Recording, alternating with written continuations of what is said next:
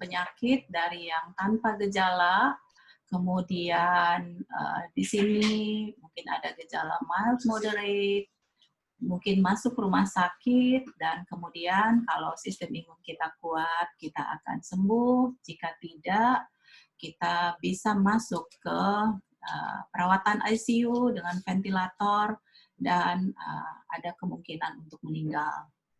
Mudah-mudahan presentasi saya hari ini bertujuan untuk mengurangi semua angka kesakitan dan kematian, sehingga kita sebagai dokter umum atau dokter di garda depan bisa berbuat banyak, termasuk menjaga kesehatan sistem imun kita sendiri.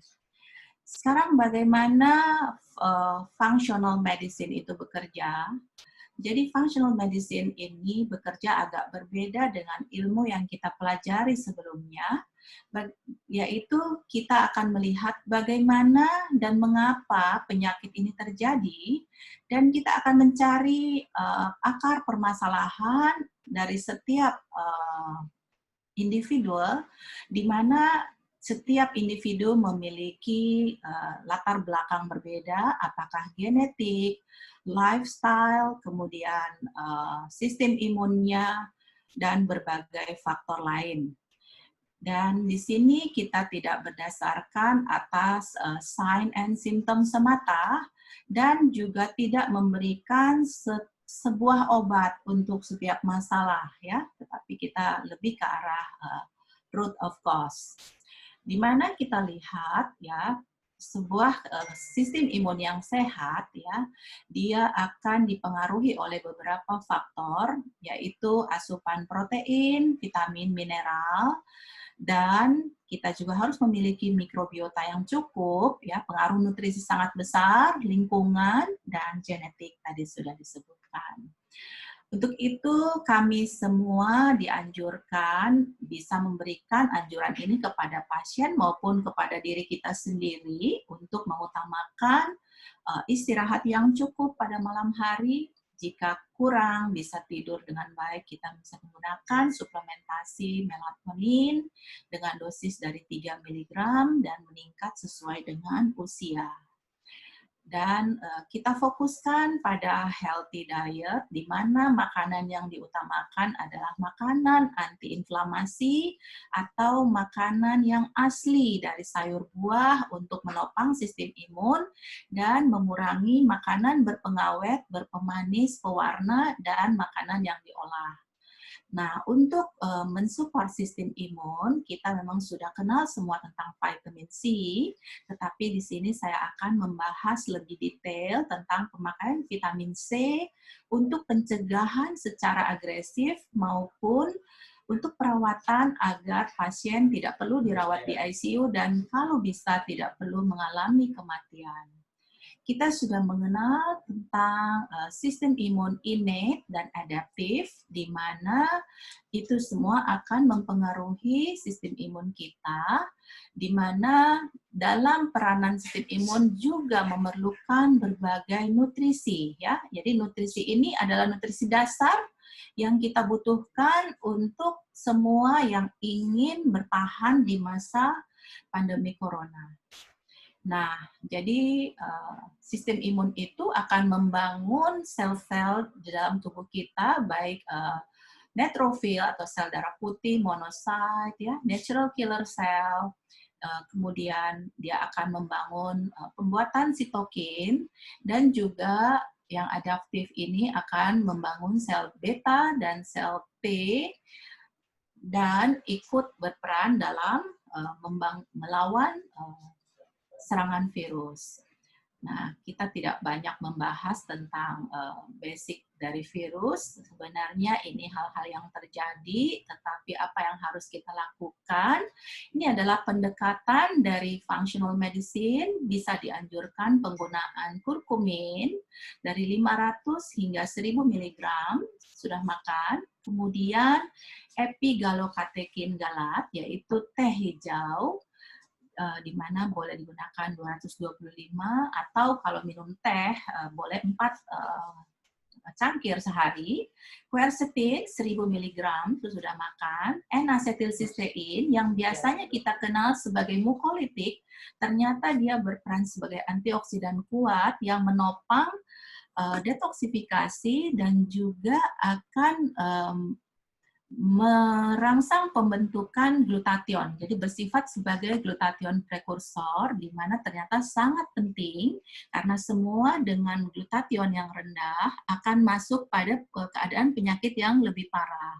Kemudian resveratrol antara 100 sampai 150 mg sudah makan. Vitamin D ini minimal 5.000 dan vitamin C dianjurkan antara 1 sampai 3, tapi nanti kita lihat variasinya kapan kita menggunakan yang dengan dosis yang lebih tinggi. Kemudian vitamin A antara 10.000 dan 25.000 international unit. Kemudian tadi dikatakan melatonin sebagai suplemen tidur alami, tetapi dia memiliki efek antiinflamasi yang sangat kuat. Bisa digunakan antara 3, 5, hingga 20 mg. Kemudian zinc antara 30 sampai 60 mg. Elderberry ini biasanya kita gunakan pada banyak bahan baku obat batuk ya. Kemudian ini ada palmito, etaniloramid.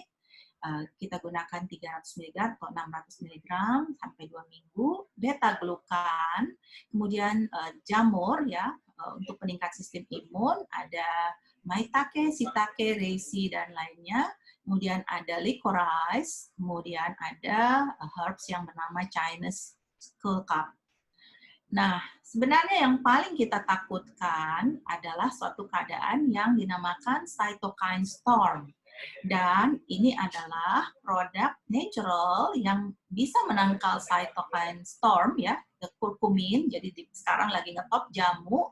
Kemudian ini quercetin. Quercetin ini dia bersifat mirip dengan hydroxychloroquine, tetapi dalam bentuk alami. Tadi sudah disebutkan melatonin sebagai suplemen tidur alami, tetapi memiliki efek antiinflamasi kuat. Kemudian epigalokatekin galat atau teh hijau, dan resveratrol yang kita kenal dari sumber biji anggur. Nah, kemudian kita lihat ada juga proses lain yang juga bisa dihambat oleh quercetin, kurkumin, dan epigalokatekin galat. Nah, di sini sudah ada jurnal terbaru di mana kita sebaiknya memberikan terapi suportif pada 4 fase, yaitu fase prevention, di mana sudah mulai juga terjadi infeksi, kemudian escalating inflammation, di sini mulai terjadinya cytokine storm, dan recovery. Jadi artinya jangan kita biarkan karantina tanpa supporting terapi untuk mencegah pasien masuk pada tahap yang lebih parah. Nah, ini tadi kita juga harus memperhitungkan faktor-faktor inflamasi yang sudah dimiliki oleh si host tadi ya, dan apa yang bisa kita lakukan untuk mengurangi inflamasi tersebut, dan juga faktor sistem imun yang menurun pada pasien yang menua dan dengan comorbidity, dan juga bagaimana drug nutrient interaksi kalau pasien ini sudah menggunakan obat-obatan anti-COVID yang sudah kita kenal. Jadi ini tadi fokus-fokusnya ya, kita tidak bahas lebih, tetapi di sini bahwa dasarnya kita akan melakukan terapi suportif untuk prevention, infection, escalating inflammation, dan recovery. Antioksidan support bisa dilakukan pada 4 fase ini. Support untuk NK cell ya, di sini kita bisa lakukan antara prevention dan infection. Kemudian support TH1 di sini juga sama, dan anti-inflammatory support ini bisa dilakukan juga hampir pada setiap fase. Nah, jadi kita lihat kalau kita bisa melakukan upaya yang baik, kita akan mencegah mereka jangan sampai terjadi keadaan klinis yang lebih parah. Dan ini kita lihat, kalau kita tidak bisa menjaga pada saat pencegahan pada tingkat awal, penyakit akan meluas dan bahkan akan terjadi severity dan mortalitas yang tinggi. Jadi tujuan kita akan mengurangi supaya tidak terjadi kasus yang fatal. Nah, sekali lagi di sini terapi-terapi yang sudah saya sebutkan tadi, pada semua fase bisa diberikan ini terapinya ya, vitamin D, vitamin A, zinc, vitamin C, melatonin, fish oil, dan high potassium diet. Kemudian N-asetilsistein bisa diberikan pada semua fase. Kemudian ini boleh dipilih dua, katanya di antara astragalus, andrographis, dan reishi, jamur tadi ya, berberin, kemudian Baikalin, kemudian boleh diberikan juga Echinacea yang kita sudah kenal, Golden Seal, dan sebagai anti-inflammatory support ada kurkumin, bromelain, boleh pilih juga antara resveratrol, sulforafan, dan boswellia. Nah, nanti materi saya akan bagikan, saya mengutamakan vitamin-vitamin yang sudah dikenal dan mudah didapatkan, yaitu vitamin D untuk defense dan C untuk kontrol ya. Jadi ini kita bertujuan untuk menyelamatkan sisa korban yang mungkin akan mengalami penyakit dengan COVID. Nah, untuk vitamin D sebenarnya sebelum pandemi corona ini terjadi, kita sudah mengalami pandemi vitamin D deficiency, di mana vitamin D ini adalah the greatest regulator of immune system. Dia bukan sekedar vitamin, tapi dia juga hormon yang juga bersifat sebagai imunomodulator. Dan vitamin D ini sangat powerful ya dalam meningkatkan innate maupun adaptive immune system. Jadi kita harus paham bahwa selama kita tidak divaksin, kita harus memberikan peningkatan sistem imun yang kuat agar bisa menangkal serangan corona, apalagi kita yang berada di garda depan ya. Kemudian kita lihat pada saat sel T terekspos dengan foreign pathogen, di sini si virus, dia harus diaktifasi dan aktivasi ini membutuhkan vitamin D ya, karena vitamin D akan bekerja pada vitamin D reseptor, di mana salah satunya bekerja untuk sistem imun. Nah, ini kita lihat penyakit-penyakit yang akan dialami oleh orang yang mengalami kekurangan vitamin D. Coba kita lihat, kalau kita termasuk salah satu di antara itu, segeralah kita mengoreksi kadar vitamin D. Ini seorang pakar, guru saya dari India, Dr. Renu Mahtani, mengatakan kadang-kadang kita lupa dengan vitamin D karena dikatakan hanya sekedar vitamin ya. Nah, kita juga bisa mendapatkan dari matahari, tetapi dia harus diaktifkan dari kulit dan juga oleh fungsi hati dan ginjal yang baik.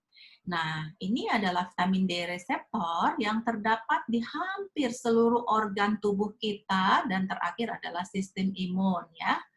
Dan ingat, coronavirus ini katanya menyerang lebih banyak penderita diabetes, obesitas, dan mereka dengan underlying condition yang mungkin memiliki kadar vitamin D yang lebih rendah.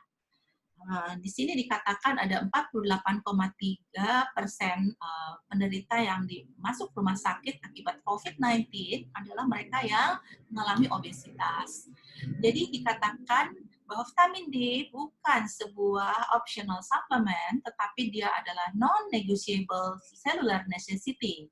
Ini penting untuk health support system. Nah, kita lihat bagaimana dengan vitamin D yang sudah kita konsumsi saat ini, di mana dosis yang dianjurkan hanya sekitar 400-800 unit, ternyata hanya bisa menghindarkan kita dari penyakit rickets. Sementara kalau kita ingin menghindarkan berbagai penyakit lain yang mungkin kita miliki, kita harus memiliki kadar yang lebih tinggi. Di sini dikatakan kita harus memiliki kadar sekitar 40-60 nanogram per mililiter. Dan kesalahan kita terbesar adalah tetap menjaga kadar vitamin D yang sudah kita kenal dalam kadar 20 nanogram per mililiter, di mana ini adalah dalam keadaan suboptimum ya. Dan kita menginginkan kadar 40 ke atas dan dianjurkan bahkan intake-nya sekitar 9.000 atau 10.000 unit untuk bisa mencapai tingkat 40 dan lebih tinggi lagi. Ini kita lihat penyakit-penyakit yang bisa timbul dengan kadar vitamin D yang lebih rendah. Dan ini adalah rekomendasi yang kita kenal saat ini hanya antara 400 sampai 600 unit. Ini katanya seperti UMR yang sangat sulit membuat kita bertahan hidup sehat dengan optimal ya. Jadi mudah-mudahan juga akan ada perubahan dalam anjuran pemakaian vitamin D sudah pandemi. Jadi dianjurkan kita memiliki kadar sekitar 40 sampai 60 dan di sini dikatakan jika kita memiliki kadar 10 dan ini usia kita, berapa banyak dosis yang harus kita konsumsi ya. Jadi artinya dosis ini tidak sama pada setiap orang tergantung hasil pemeriksaan yang kita dapatkan. Jika kita tidak mengonsumsi suplementasi hari ini akibat kekurangan vitamin D, kita akan sakit karena berbagai penyakit yang diakibatkan oleh kekurangan vitamin D tadi. Nah, ini mereka yang memerlukan dosis lebih tinggi adalah mereka dengan keadaan penyakit-penyakit ini. Nah, sekarang kita masuk ke vitamin C. Vitamin C memang kita sering temukan pada makanan, tetapi pada keadaan pandemi COVID, kita memerlukan kadar vitamin C yang lebih tinggi karena ya tentunya kita harus membangun sistem imun innate maupun adaptif tadi agar tubuh kita kuat dan ternyata semua yang menderita COVID baik OTG, ODP, PDP maupun mereka yang sudah dirawat dan keparahannya semakin tinggi pada saat vitamin D defisiensi ini kita miliki. Ya, nah ini tadi melatonin jurnalnya. Dan kita harus mempertahankan beberapa lifestyle faktor ya yang harus kita lakukan. Di sini kan akan terjadi banyak faktor lain sehingga kita akan memberikan vitamin K. Kenapa? Karena vitamin K ini ternyata akan dikeluarkan atau kekurangan pada saat kita memberikan terapi dengan hidroksikloroquine. Ya, kemudian ini terapi untuk NK cell support yaitu tadi Astragalus, Androgalvis raceyi, kemudian ini TH1 support, berberin, betaine, alternate-nya adalah echinacea, golden seal, dan anti-inflammatory tadi sudah disebutkan curcumin, bromelain, dan ada alternate-nya resveratrol, sulforafan. Sulforafan ini banyak dari brokoli dan boswellia atau kita kenal sebagai frankincense. Nah, di sini dikatakan bisa saja pasien tidak positif pada pemeriksaannya, tetapi pada saat dilakukan CT scan, ini yang terlihat kedua paru dalam keadaan seperti ini, dan bagaimana peranan kita membangun sistem imun yang kuat ya. Jadi intinya ini semua yang memiliki defisiensi vitamin C akan memiliki rendah kadar nitrik oxide dan ini akan menimbulkan cytokine storm. Cytokine storm ini akan menimbulkan acute respiratory distress syndrome dan di sini keadaan mortalitas cukup tinggi. Nah, sekarang kita tanyakan bagaimana penggunaan dosis vitamin C pada setiap orang. Ternyata setiap orang tuh memiliki bowel tolerance atau toleransi terhadap vitamin C yang berbeda-beda. Karenanya kita harus tahu berapa sebenarnya yang dosis yang kita butuhkan. Kita bisa mulai dengan dosis kecil. Kalau kita belum mengalami diare, berarti bowel tolerance kita terhadap vitamin C masih cukup tinggi. Jadi bisa ditingkatkan terus karena dengan penggunaan vitamin C yang cukup, kita tidak akan jatuh pada keadaan COVID yang lebih parah. Untuk mereka yang sudah dirawat di rumah sakit, dianjurkan untuk penggunaan intravenous ya, jadi secara infus untuk mencegah terjadinya acute respiratory distress syndrome dan bahkan mencegah penggunaan ventilator. Nah, di sini dikatakan semua penderita COVID-19 menderita limfopeni dan limfopeni ini terjadi akibat kekurangan vitamin C. Dan ini jurnal-jurnal untuk menunjukkan bahwa vitamin C itu sudah digunakan untuk pencegahan flu sebelumnya dan untuk mencegah ini digunakan yang high dose vitamin C ya, untuk juga mencegah kegagalan multi organ, mencegah ARDS, dan mortalitas. Saya juga menemukan referensi di mana di Shanghai sudah menggunakan vitamin C dosis tinggi, dan ini saya berikan jurnal-jurnal untuk memperkuat bahwa penggunaan vitamin C jangan sampai diabaikan karena ini sangat baik untuk mengurangi mortalitas dan ya lebih banyak mengurangi mereka yang akan dirawat oleh penyakit COVID. Nah, jangan kita abaikan potensi kurkumin sebagai bahan dasar obat tradisional kita karena dia memiliki efek antiinflamasi yang sangat kuat karena mungkin kita sudah membawa faktor inflamasi sendiri masing-masing sebelum musim pandemi ini terjadi.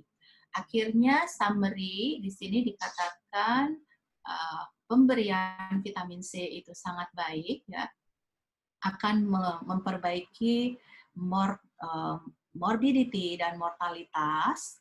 Kemudian ini vitamin C yang available, ada yang dalam bentuk oral, ada yang dalam bentuk liposomal, ada yang dalam bentuk infus vitamin C. Dan terakhir sebelum saya mengakhiri presentasi hari ini, kami dari PDUI Jakarta Selatan mengadakan riset kecil-kecilan dengan mengambil sampel pada 26 orang dokter untuk kadar vitamin D. Dan ini hasilnya yang memiliki kadar di bawah 40 nanogram per mililiter, ada sekitar 76% atau 20 dari 26 orang. Dan yang memiliki kadar antara 51 hingga 100 adalah 30% atau 6 orang dari 26 orang. Nah, ini kami ingin memberikan inspirasi kepada semua dokter yang ada di seluruh Indonesia yang siap menghadapi COVID. Apakah kita sudah melakukan pemeriksaan, ya, terutama mereka yang bekerja sebagai frontliner agar tidak terjadi lagi kematian akibat COVID-19. Ya, kami menyadari bahwa banyak orang yang belum menyadari pentingnya vitamin D karena merasa vitamin D sudah cukup dari apa yang kita makan dan sudah cukup dari berjemur, tapi ternyata tidak cukup untuk membuat sistem imun kita mumpuni menghadapi musim pandemi COVID. Akhirnya ini adalah summary-nya vitamin D oral dose ini kurang lebih 10.000 unit, tapi ini tergantung dari tingkat yang kita miliki.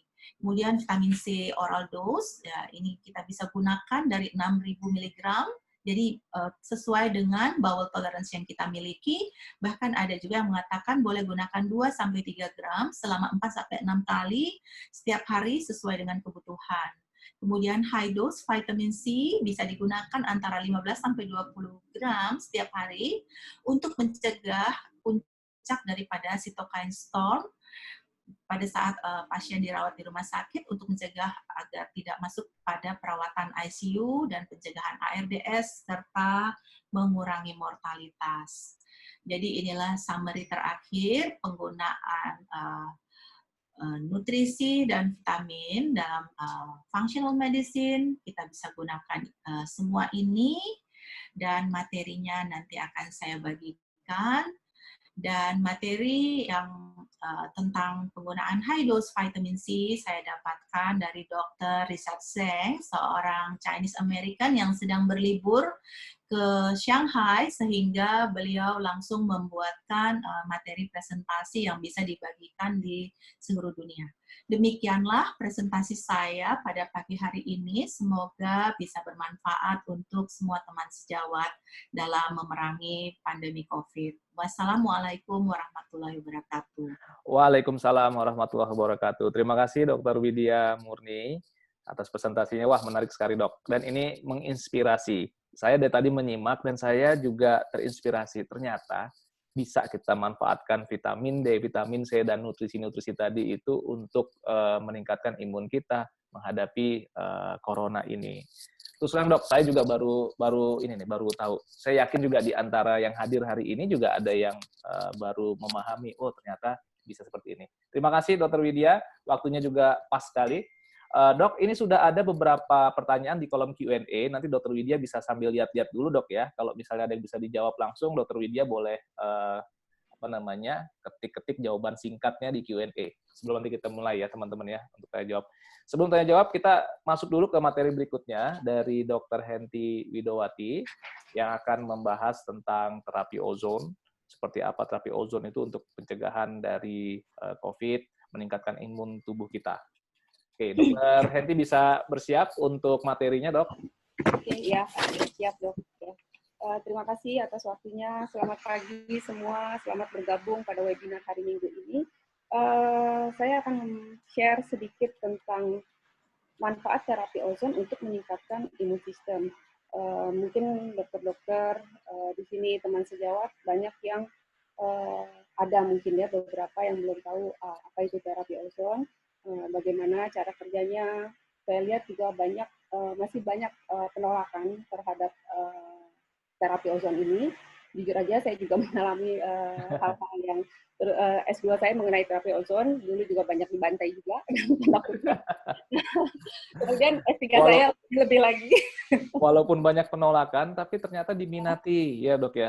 Ya. Saya dengar juga di luar negeri sana sangat diminati. Ya. Kalau di luar negeri sendiri, Dr. Eko, terapi ozon ini udah sangat, apalagi di Jerman ya, memang sudah diakui oleh negara ya. Ini yang jadi problem masalahnya adalah kita ini terapi ozon ini problemnya adalah tidak FDA approved. Oh, gitu. ya. Sebenarnya untuk terapi ini sendiri tidak ada urusannya sebenarnya kalau menurut saya dengan FDA approved, karena kan memang ini gas oksigen yang tidak bisa dipatenkan, itu yang menjadi masalah. Jadi memang kita bisa menggunakan semua tanpa harus membeli oksigennya, itu kan kita bisa dapatkan, hanya memang kita harus bedakan nanti apakah oksigennya ini, ozonnya ini ozon medis atau untuk ozon industri. Itu yang terpenting.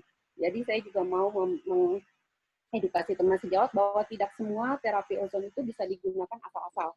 Ini yang banyak mengakibatkan efek. Kelihatannya terapi ozon ini jelek. Oh, terapi ozon kan racun, kan radikal bebas gitu ya. Terus selain itu banyak juga dokter-dokter atau mungkin salon-salon yang menggunakan terapi ozon secara tidak sesuai dengan SOP.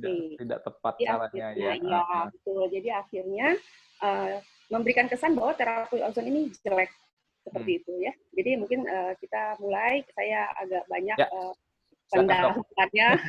Silakan, Dok. Nggak apa-apa, pendahuluannya penting ini soalnya kita untuk rangka berpikir kita nih. Ya, karena memang ini bukan terapi yang seperti sudah diterima secara luas seperti itu ya. Ya, silakan, Dok. Ya, baik.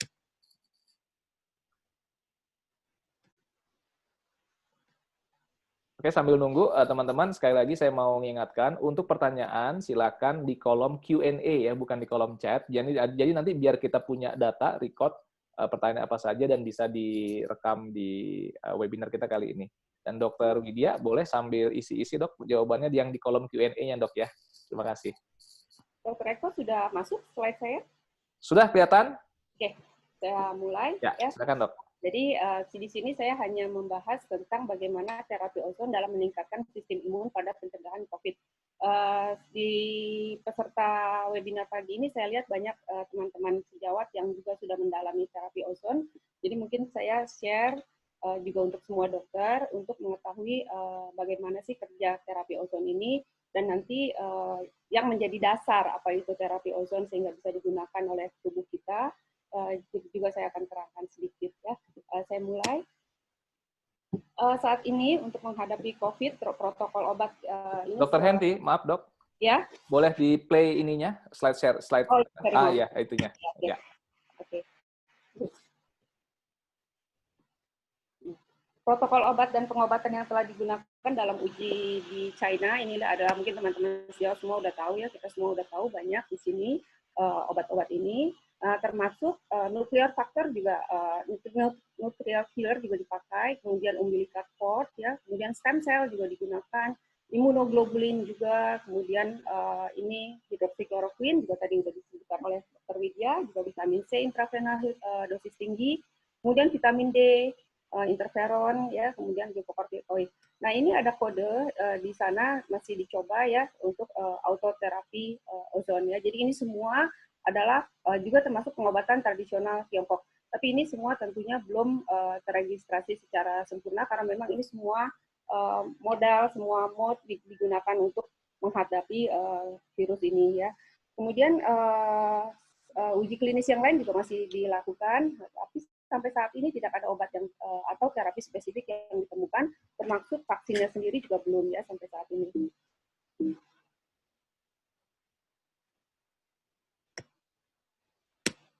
Nah, ini tadi udah diterangkan oleh Dr. Widya, sedikit saya ulang ya, maaf. Mungkin banyak baru yang dokter-dokter yang baru gabung ya, bahwa untuk menghadapi COVID ini, kita masih banyak butuh uji klinis, masih banyak butuh bantuan-bantuan obat-obatan, antioksidan, dan sebagainya untuk mengatasi. Dan di Indonesia sendiri kita lihat bahwa pada akhirnya kita tidak bisa melockdown terus-menerus karena kita terpengaruh oleh ekonomi dan sebagainya, sehingga akhirnya kita akan lebih sering terpapar oleh orang-orang ODP atau KPDP, orang-orang yang tidak mengalami gejala tapi dia membawa virus. Untuk itulah kita membutuhkan imun sistem, ya seperti katakan oleh Dr. Widya. Kita lihat di sini bahwa dari penelitian tentang COVID ini, orang-orang yang memiliki imun sistem tinggi, angka kematiannya adalah 0. Ya. Kemudian, bila dia imun sistemnya tidak terlalu tinggi, tidak terlalu optimal, dia ada keluhan. Ya, ada keluhan, mungkin dia sedikit batuk, demam, tapi dia sedikit demam, tapi dia bisa mengatasi sehingga dia sehat kembali. Kemudian kalau yang imun sistemnya kecil, dia akan mengalami ini seperti tadi ya, perawatan di rumah sakit dan sebagainya. Yang imun sistemnya lebih kecil lagi, dia bisa mengalami kematian. Untuk itulah saya di sini sedikit men-share tentang bagaimana terapi ozon ini melawan patogen-patogen ini, termasuk virus. COVID-19 pada awalnya yang kita semua tenaga kesehatan tahu adalah menginfeksi saluran pernapasan bagian atas dan bawah, menyebabkan ini yang menyebabkan akhirnya menjadi keluhannya berat. Tapi sekarang berkembang bahwa COVID ini tidak hanya karena infeksi, karena inflamasi di saluran nafas, tapi di seluruh organ akhirnya terjadi. Karena memang radang itu sendiri terjadi di seluruh organ, sehingga keluhan sekarang akan terjadi di seluruh organ juga. Infeksi COVID dipenuhi replikasi virus awalnya di epitel pernapasan, ya, memprovokasi peradangan akut sehingga akan terjadi gagal nafas, ya, ini. Kemudian dia di tempat infeksi ini terjadi sitokin pro-inflamasi yang memperburuk penyakit ini. Ini adalah pro-inflamasi sitokin, interleukin 1, 6, TNF-alpha, interleukin 8 yang terutama terdapat ya, yang menyebabkan radang pada penyakit virus ini. Peradangan meningkatkan tingkat reaktif oksigen spesies lokal dan sistemik. Tadi ya, sudah saya singgung sedikit bahwa ini radang ini akan terjadi di seluruh organ, sehingga sekarang akan terjadi kerusakan pada seluruh organ, tidak hanya di paru-paru. Kemudian kita akan berusaha untuk mengontrol hemostasis reaktif oksigen spesies ini. Kalau dia dalam jumlah terukur dan dengan bantuan nuklear faktor erythroid 2 ini mampu memutus siklus agar dia tidak terjadi perberatan dari penyakit radang yang disebabkan radang ini. NRF2 tadi, nuklear faktor erythroid 2, mengurangi peradangan dengan mencegah aktivasi RNA polimerase 2 untuk memulai transkripsi gen sitokin pro-inflamasi tersebut tadi ya. Kemudian dia, NRF2 juga mengaktifkan ekspresi gen dalam makrofag inflamasi melalui jalur 2 arah dengan faktor transkripsi nuklear faktor kappa B. Nanti saya ini kan ada bagiannya yang mungkin lebih mudah seperti ini ya. Reaktif oksigen spesies radikal bebas dalam jumlah terukur tetap dibutuhkan tubuh kita untuk normal physiologic condition. Bila dia dalam keadaan normal, reaksi radang tidak meningkat, tidak berlebihan, kult ini protein coding gen, ya, ini protein coding gen akan berikatan dengan HIP1 ini, fits like ini protein associated protein 1 ini, dan NRF2 tadi, dia akan degradasi oleh proteasomal. Jadi dia tidak bekerja. NRF2 ini bila radang dalam keadaan psikologis, jadi tubuh kita tidak mengalami radang. Tapi bila ada terjadi oxidative stress, yang terjadi di sini adalah oxidative stress dalam jumlah tinggi, si HIP1 ini, protein 1 ini, associated protein 1 ini akan melepaskan NRF2 ini ke dalam nukleus, ke dalam sel. Ya. Kalau dia masih berikatan dengan HIP1 ini, NRF2 tidak bisa bekerja. Jadi dia akan si protein coding gen ini akan melepaskan ya ikatannya dengan NRF2 juga KIP1 ini ya, sehingga dia memasuki nukleus.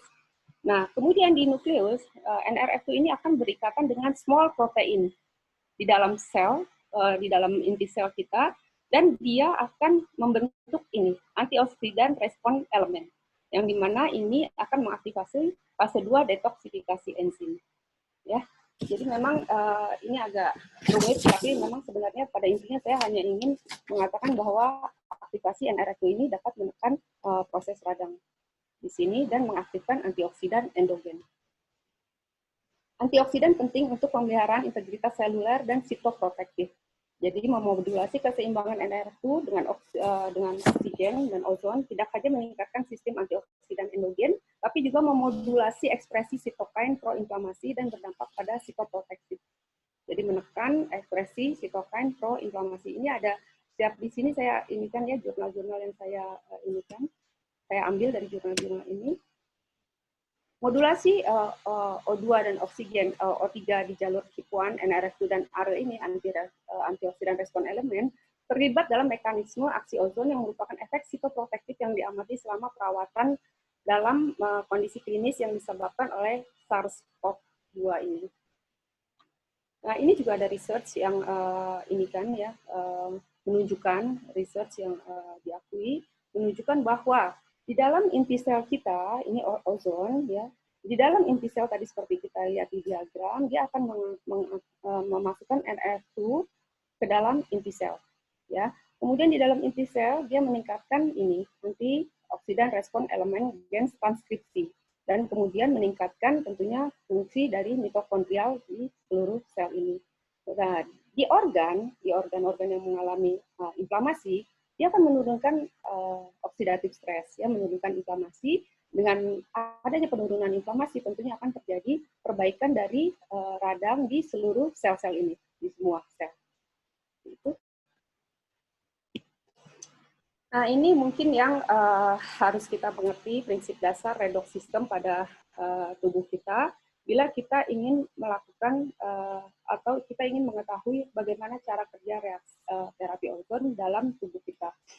Ini kita kembali ke masa-masa kuliah ya teman-teman sejawat kimia, bahwa reduksi oksidasi adalah reaksi kimia yang mengubah keadaan oksidasi atom. Tentunya kita tahu bahwa transfer elektron dari agen pereduksi, dia akan mengalami oksidasi. Masih ingat ya? Jadi yang mengalami reduksi akan kehilangan elektron, sementara spesies lain yang dioksidasi mengalami reduksi, dia mendapatkan elektron. Nanti lebih mudah nanti kita lihat ya bagaimana terapi ozon dalam fungsinya redox system kita ini. Nah, kita harus mengetahui dulu reaktif oksigen spesies adalah radikal bebas yang ternyata tidak semua bentuknya adalah radikal bebas ya, ada yang non radikal. Jadi reaktif oksigen spesies ini bukan berarti oh dia ini nih radikal bebas gitu. ROS nih reaktif oksigen spesies berarti radikal bebas, tidak. Dalam teori biokimia kita tahu bahwa yang disebut radikal bebas adalah elektron yang tidak memiliki pasangan seperti ini ya. Jadi yang merah ini adalah elektron-elektron yang tidak memiliki pasangan. Maaf agak ini ya karena memang ini dasarnya yang harus kita ketahui untuk terapi ozon supaya kita tahu bahwa itu bukan radikal bebas ya. Yang non reaktif. Nah, ozon sendiri menurut struktur Lewis ini kita tahu bahwa dia memiliki 18 ini ya di luar elektron, di luar ininya atomnya. Kita lihat semua di sini adalah berpasangan. Jadi dia tidak ada atom yang tidak berpasangan di sini. Tidak ada elektron yang tidak berpasangan. Jadi dia adalah non radikal ozon sendiri. Di sini juga ditentukan bahwa ozon adalah masuk di yang non-radikal. Reaktif oksigen spesies non-radikal, termasuk H2O2. Karena ini adalah semua signal messenger, ya, signal messenger untuk tubuh kita bereaksi. Di sini juga kita ini nomenklatur reaction ROS, ya, jadi ozon masuk di sini, ya. Ini hidrogen peroksida juga masuk di sini. Nah, untuk redox system sendiri, ini adalah balancing antara antioksidan dan prooksidan. Kita tahu kita ini akan terpapar terus oleh radikal bebas, kita akan terpapar terus dengan penyakit, ya, dengan virus, dengan bakteri, di sini meningkatkan oksidatif stres. Bila ini kita tidak atasi oleh antioksidan, dia akan merusak lipid membran ini, protein, bahkan DNA, juga RNA kita. Jadi kita harus menjaga redox sistem ini, di mana bila ada terjadi peningkatan radikal bebas, kita juga harus meningkatkan antioksidan supaya ini balance dan tubuh kita akan tetap sehat. Oke, kita lihat di sini, ini adalah antioksidan kuat di dalam sel kita. Ya. Berbagai rangsangan eksogen tadi, seperti radiasi, infeksi patogen, termasuk virus COVID ini, juga dapat menyebabkan produksi ROS dalam sel kita, ya seperti ini. Bila dia lebih tinggi dari antioksidan, tentunya dia akan terjadi oxidative stress. It's 11 o'clock. Tapi bila dia low dalam bentuk kecil, dia akan menjadi cell signaling untuk tubuh kita bekerja. Stres oksidatif berat ini mengaktifkan faktor transkripsi nuklear kappa B. Ya, jadi ini yang akan memperburuk kondisi kita, kemudian menghasilkan respon inflamasi dan cedera jaringan melalui ini, ya, siklooksigenase 2 COX-2, prostaglandin, dan sitokain pro-inflamasi. Sementara stres oksidatif sedang mengaktifkan faktor transkripsi tadi, eritroid 2, ya, NRF2, kemudian menginduksi tadi, antioksidan respon elemen. Transkripsi ARE ini menghasilkan sejumlah enzim antioksidan seperti superoksid dismutase, glutathione, transferase, peroksidase, katalase, hem-oksigenase, ya. Kemudian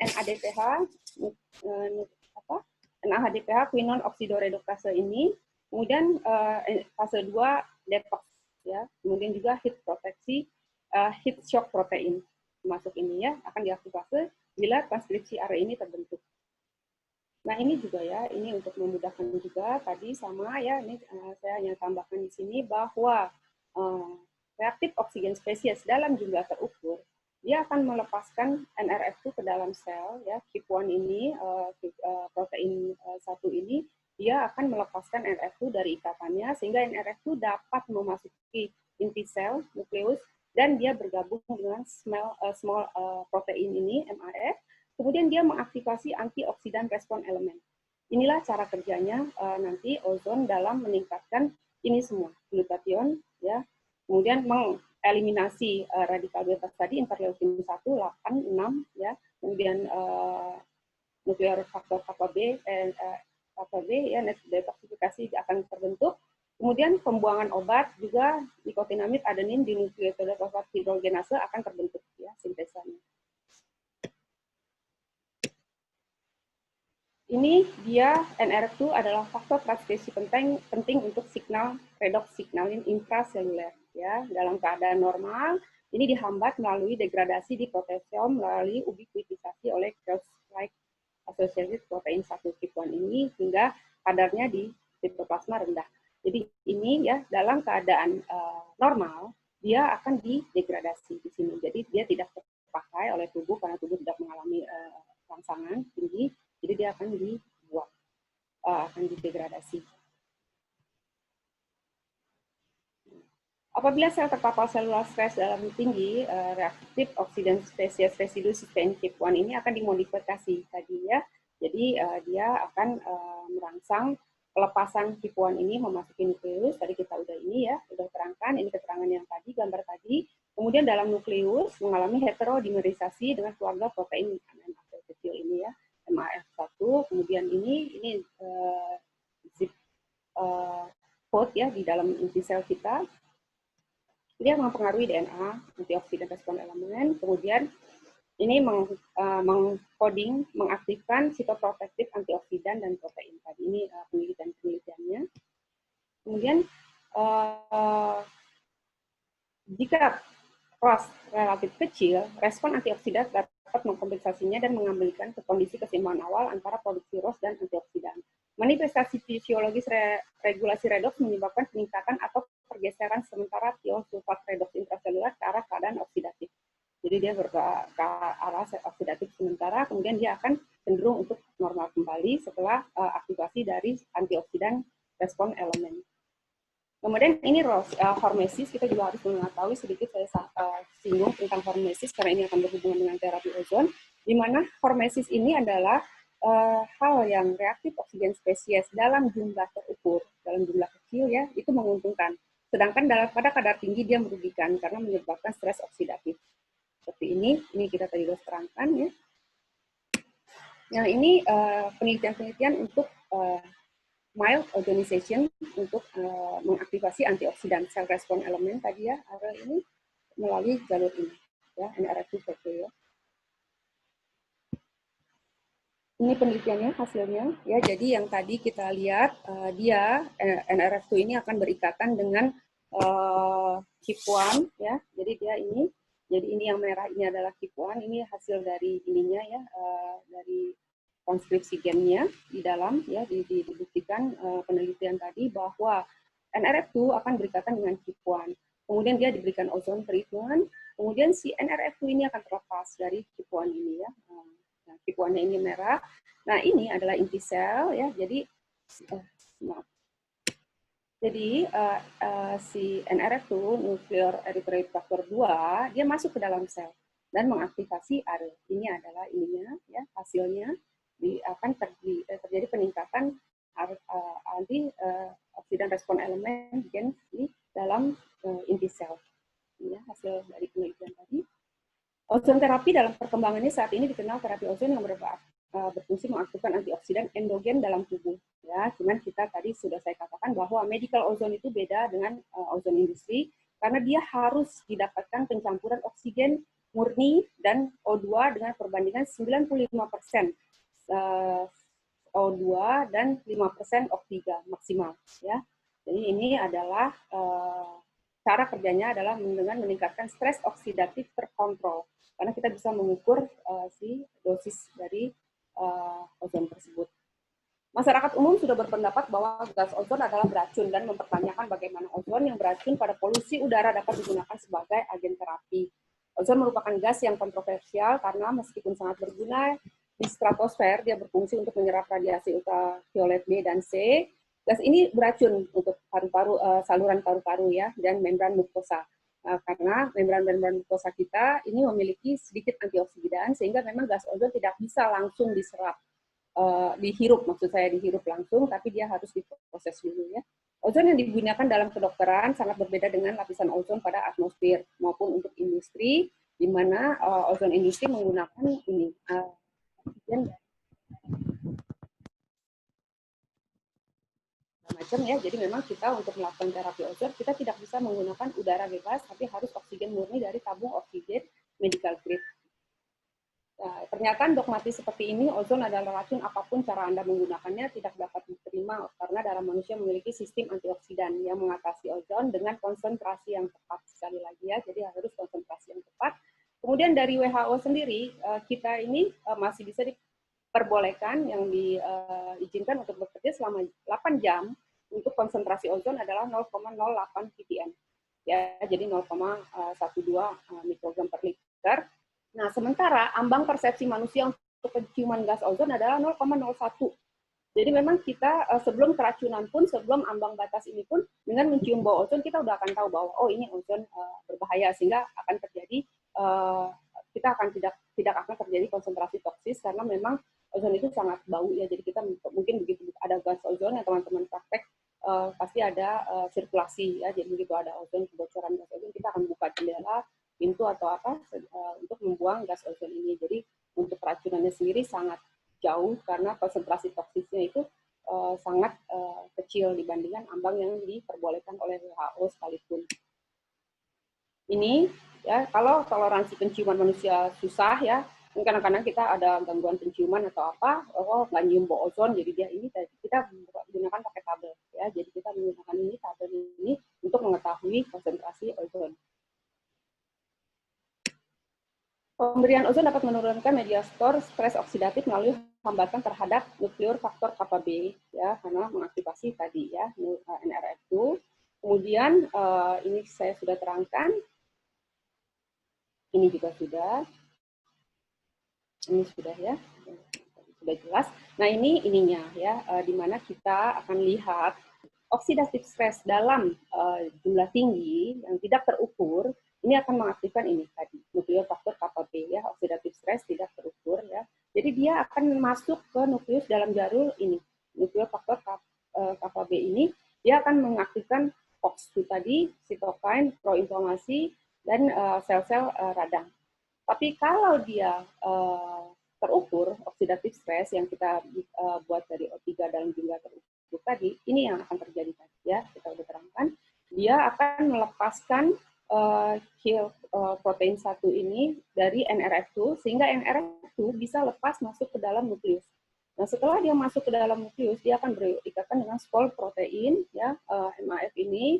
Ikatan ini akan mengkoding gen yang mengaktifasi ini, oksid dismutase, di mana ini adalah antioksidan kuat di dalam nukleus kita, ya. Jadi dia berfungsi untuk neoplastik, juga anti radang. Ozon adalah salah satu oksidan non radikal. Tadi kita udah terangkan di awal ya, yang paling kuat dan inhalasi dalam waktu lama dapat berbahaya tentunya. Ya. Kemudian dosis kecil dia sebagai second messenger yang dia transfer ke sel menghasilkan tadi efek terapeutik. Nah ini efek kerja lain, cara kerja lain selain mengaktifkan NRF2, saya ingin menerangkan sedikit tentang cara kerja ozon begitu memasuki sel tubuh kita, ya seperti ini membran sel kita menginikan pupa yang terdiri dari polyunsaturated fatty acid. Ya, ozon masuk ya pada sel tubuh akan mengaktifkan glutathione. Ini juga redox system ya. Dia akan melakukan glutathione di mana tadi si glutathione dalam keadaan stabil dioksidasi oleh aldehid ini.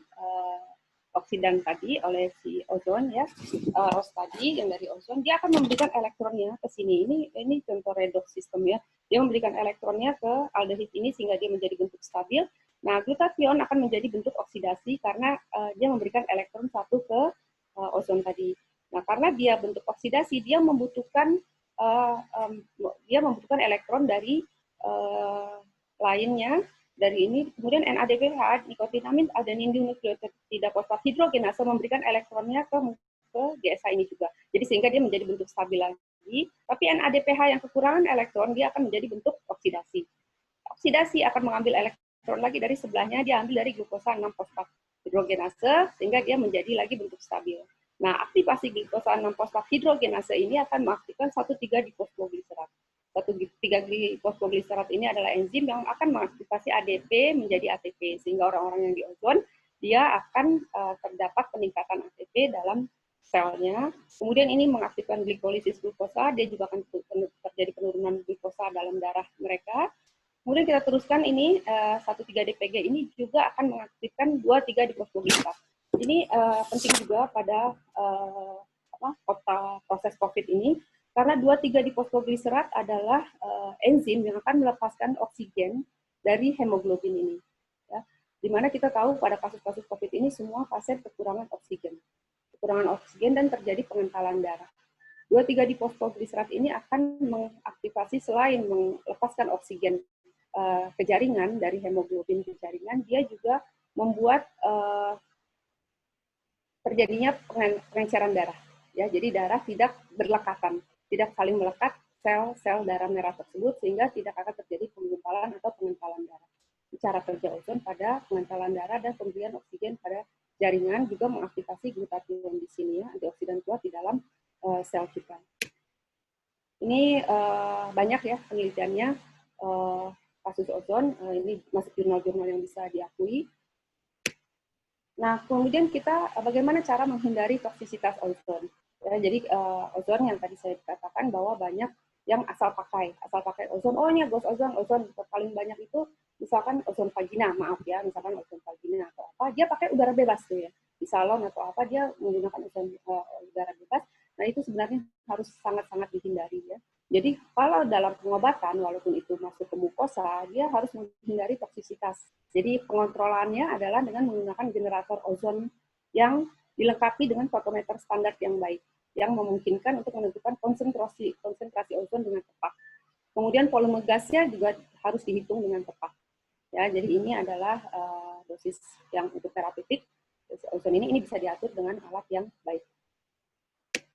Ini alat yang baik cara kerjanya, dia juga ada cara untuk ininya ya keluar. Jadi didegradasi kelebihan oksigen dari yang kita bentuk ini dia akan dihancurkan oleh generator yang baik sehingga tidak akan terjadi sisa ozon di udara bebas. Jadi dosis maksimalnya ini. Nah, kesimpulannya pada webinar hari ini, terapi ozon dikaitkan dengan pengaturan stres oksidatif yang efektif pada tingkat sel. Dan penelitian telah mengidentifikasi beberapa mekanisme biokimia yang berguna dari terapi ozon meningkatkan antioksidan enzimatik tadi, ya, katalase, superoksid dismutase, dan glutation untuk mempersiapkan jaringan pada saat terpapar stres oksidatif, dia bisa meredam. Sehingga akan terjadi keseimbangan redoks dan tidak terjadi proses inflamasi yang memperburuk penyakit. Ini jurnal-jurnal yang bisa teman-teman baca ya. Di sini cukup lengkap cara kerja ozon ya. Di ini kan. Ini juga efek dari ozon pada human blood langsung ya, paparan gas ozon pada darah manusia ini tidak menyebabkan lisis atau dan sebagainya. Kita bisa baca di sini. Kemudian ini antioksidan pada COVID. Ya, jadi ya, teman-teman bisa baca di sini ini lengkap cara kerja ozon pada COVID ini di Italia ya, diteliti di dokter-dokter Italia, dipublish 6 Mei 2020 ya, ini baru pada saat COVID ini. Nah ini juga saya sudah share juga ya di sini jurnal epidemiologi pada penyakit infeksi. Ini dia kosnya paling sedikit ya dibanding pengobatan-pengobatan lain untuk mencegah juga membantu penyembuhannya, membantu saya katakan membantu, tidak bisa bahwa oh ya kena COVID hanya di ozon aja, saya tidak menganjurkan juga ya. Nah kemudian negara-negara mana ini saya ambil di sosmed ya, tentunya banyak, tapi di Jerman sendiri ini udah ini ya udah banyak dipakai ya, jadi ini cuma sekedar ini. Nah ini di Spain sendiri ini jurnal research ya, udah diadakan review, maksudnya saya maaf review, dari 15% yang pasien dirawat di ICU pada rumah sakit ini ya, dia mengalami penurunan setelah diterapi ozon dalam 3 kali. Jadi di laporan sini ya, di laporan di rumah sakit ini reportnya, ya dengan terapi ozon hanya 3 kali, dia bisa menurunkan kematian sampai 3%. Dari 15% yang kematiannya bisa diturunkan hingga 3%.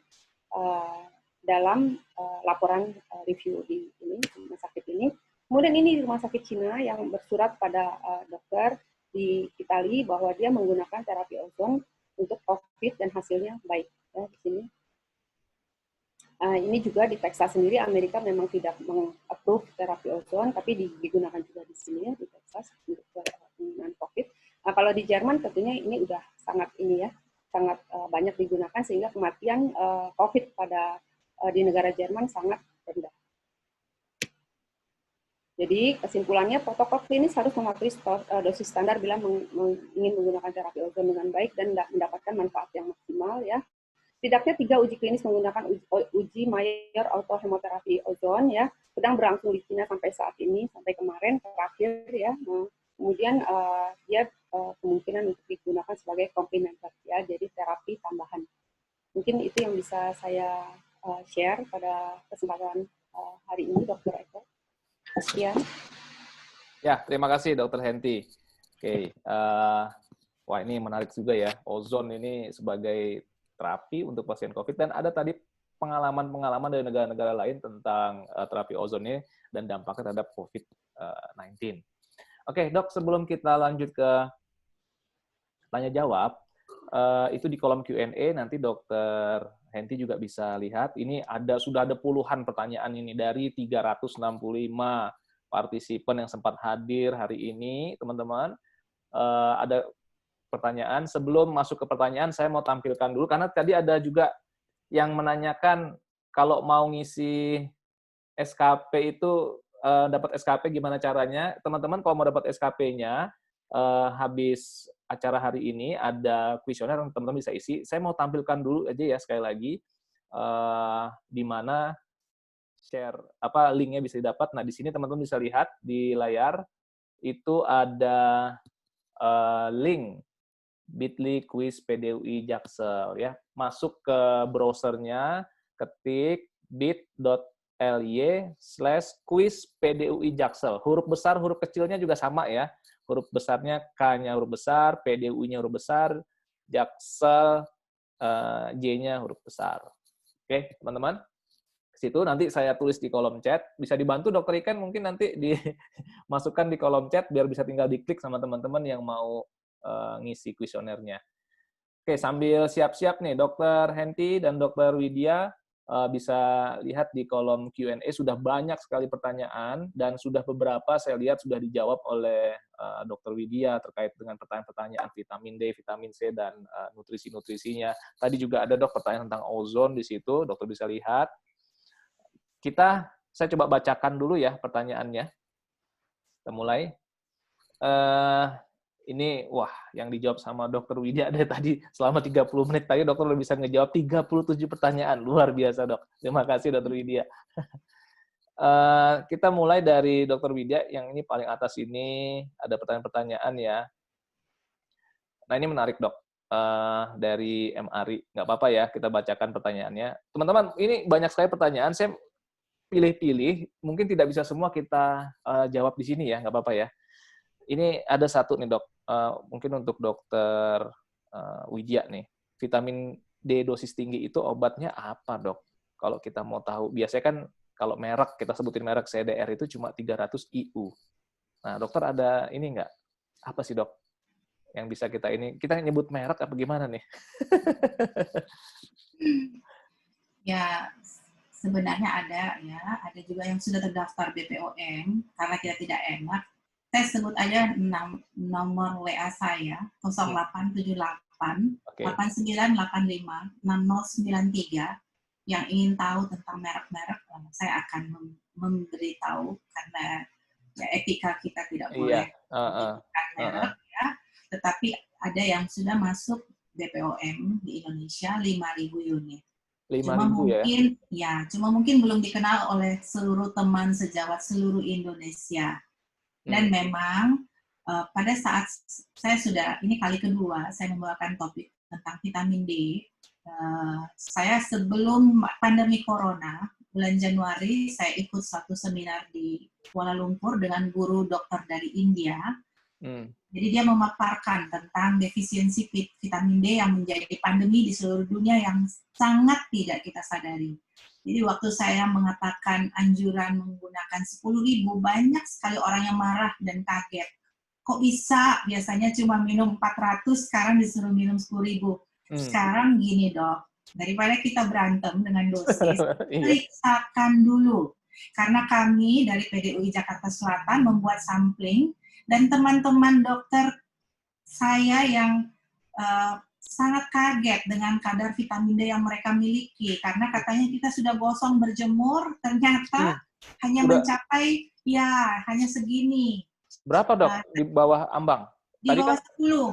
Di bawah 10 itu minimal 40 sampai 60 ya? Ya, dikatakan kalau mau aman lebih tinggi lebih baik. Nah, kebetulan saya seorang dokter yang sering mengamati vitamin D ini sudah cukup lama ya, 10 tahunan. Dan saya sering memberikan dosis yang lebih tinggi pada pasien kanker.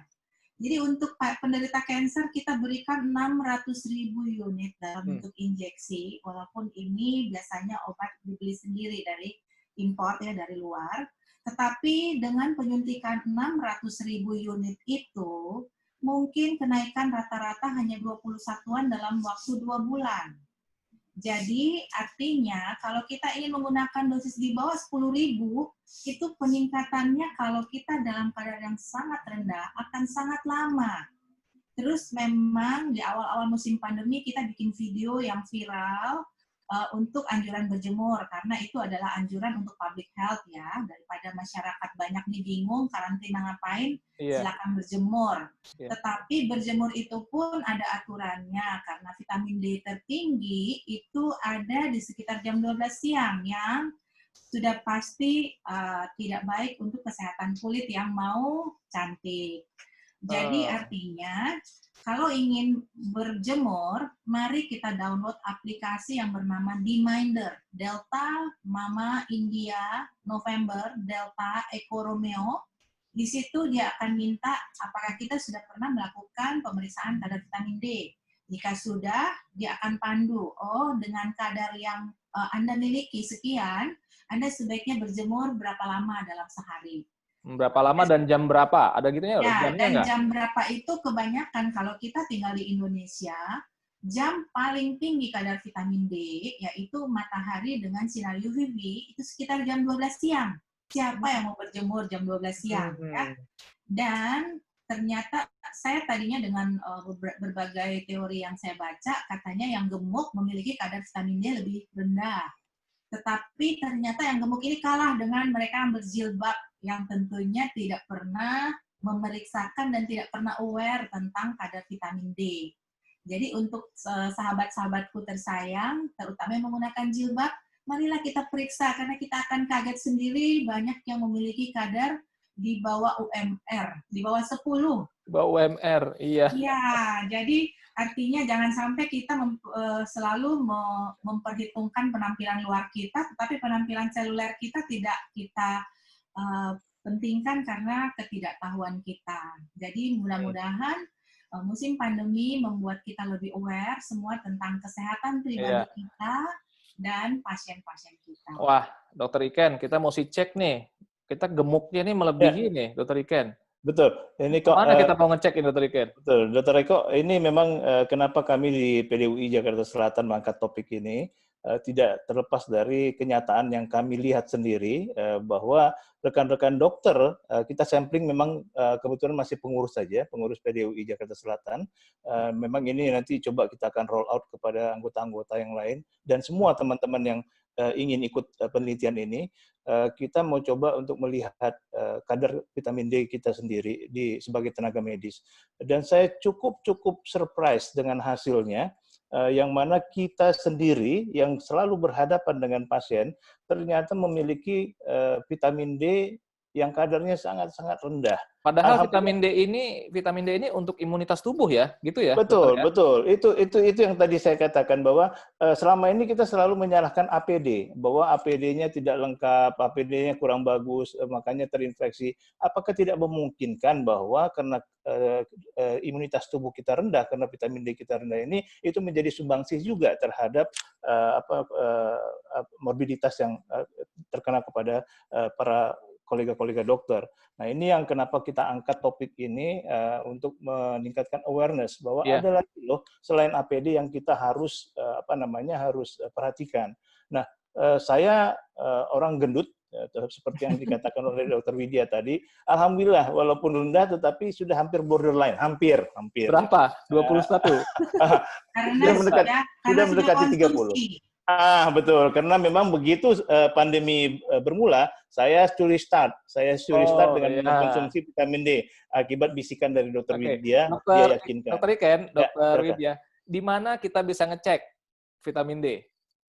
Sebenarnya di semua laboratorium besar biasanya bisa dilakukan pemeriksaan itu. Kalau tidak salah ada diskon dari Prodiat saat ini 20%, tapi harus memiliki kuponnya. Nanti kita minta saja kepada orang Prodiat ya, karena mereka aware tentang kepedulian kita. Dan kalau memang ingin melakukan pemeriksaan secara massal, tentunya bisa minta diskon khusus kepada laboratorium seperti apa yang kita lakukan pada PDUI Jakarta Selatan. Ya, ini menarik nih, Dok. Nah, berarti kalau nanti mau tahu obatnya apa aja, WhatsApp kemana, Dok? Tadi, Dok, ke Dr. Widya, nomor berapa? Boleh ulang lagi? Ya, saya sampaikan 0878 8985 6093. Ya. Pesan saya, Dok, penyakit COVID adalah penyakit baru. Dan penyakit ini, biarpun dia penyakit virus, dia adalah penyakit akibat lifestyle. Jadi lifestyle kita yang buruk, mungkin bukan buruk karena ketidaktahuan kita menyebabkan sampai kita bisa terkena COVID-19. Dan terapinya pun tidak bisa terapi protokol. Karena itu tadi, personalized medicine. Setiap orang memiliki kadar vitamin D yang berbeda, memiliki genetik berbeda. Jadi kita tidak bisa bilang protokolnya harus 10.000. Harus 10.000 itu untuk mereka yang sudah mungkin capai 30 ya. Boleh 10.000 sampai pandemi berakhir. Tetapi saya menemukan referensi lain yang menunjukkan sekitar 25.000 unit untuk mereka yang menjadi frontliner hingga akhir pandemi. Jadi akhirnya kita kembalikan berapa kadar vitamin D kita untuk kita tentukan dosis yang mau kita konsumsi. Iya, ini terkait tadi dok, kita dosis konsumsi itu. Kita perlu nggak sih dok ngecek fungsi liver atau fungsi ginjal kalau kita mau Nah, konsumsi vitamin-vitamin ini?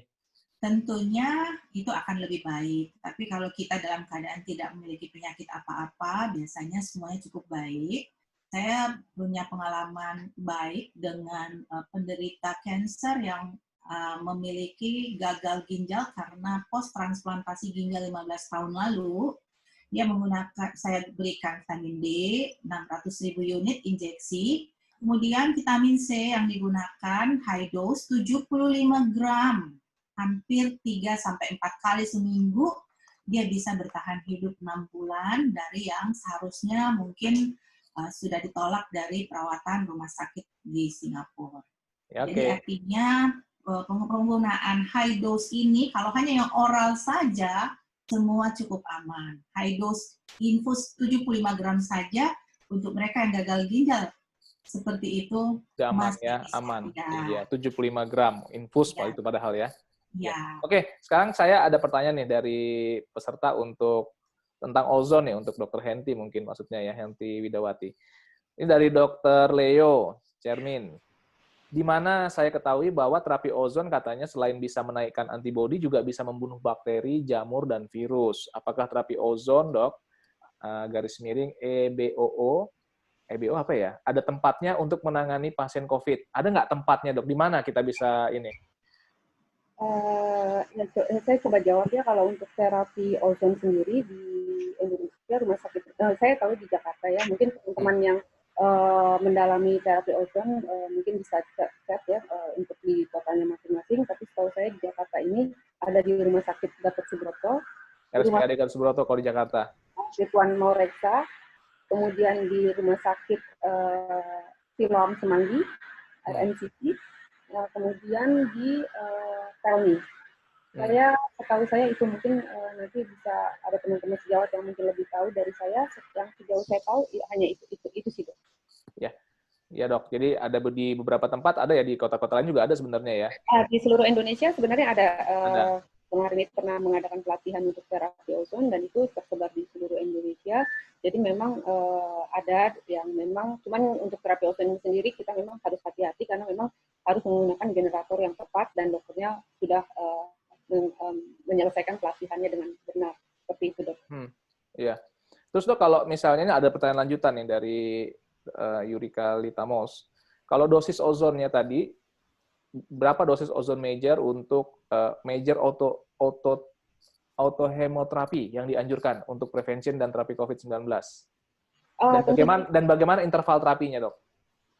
Tentunya kita harus mengetahui ini ya, dok ya, dia pada fase apa. Kita apakah untuk pencegahan? Kalau untuk pencegahan tentunya kita ada dosis, dokter Yurika.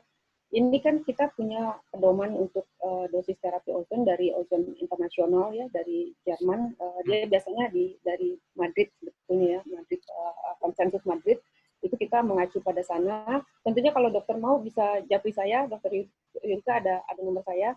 Nah, kita sesuaikan untuk teman-teman semua, kita sesuaikan apakah ini untuk meningkatkan imun sistem.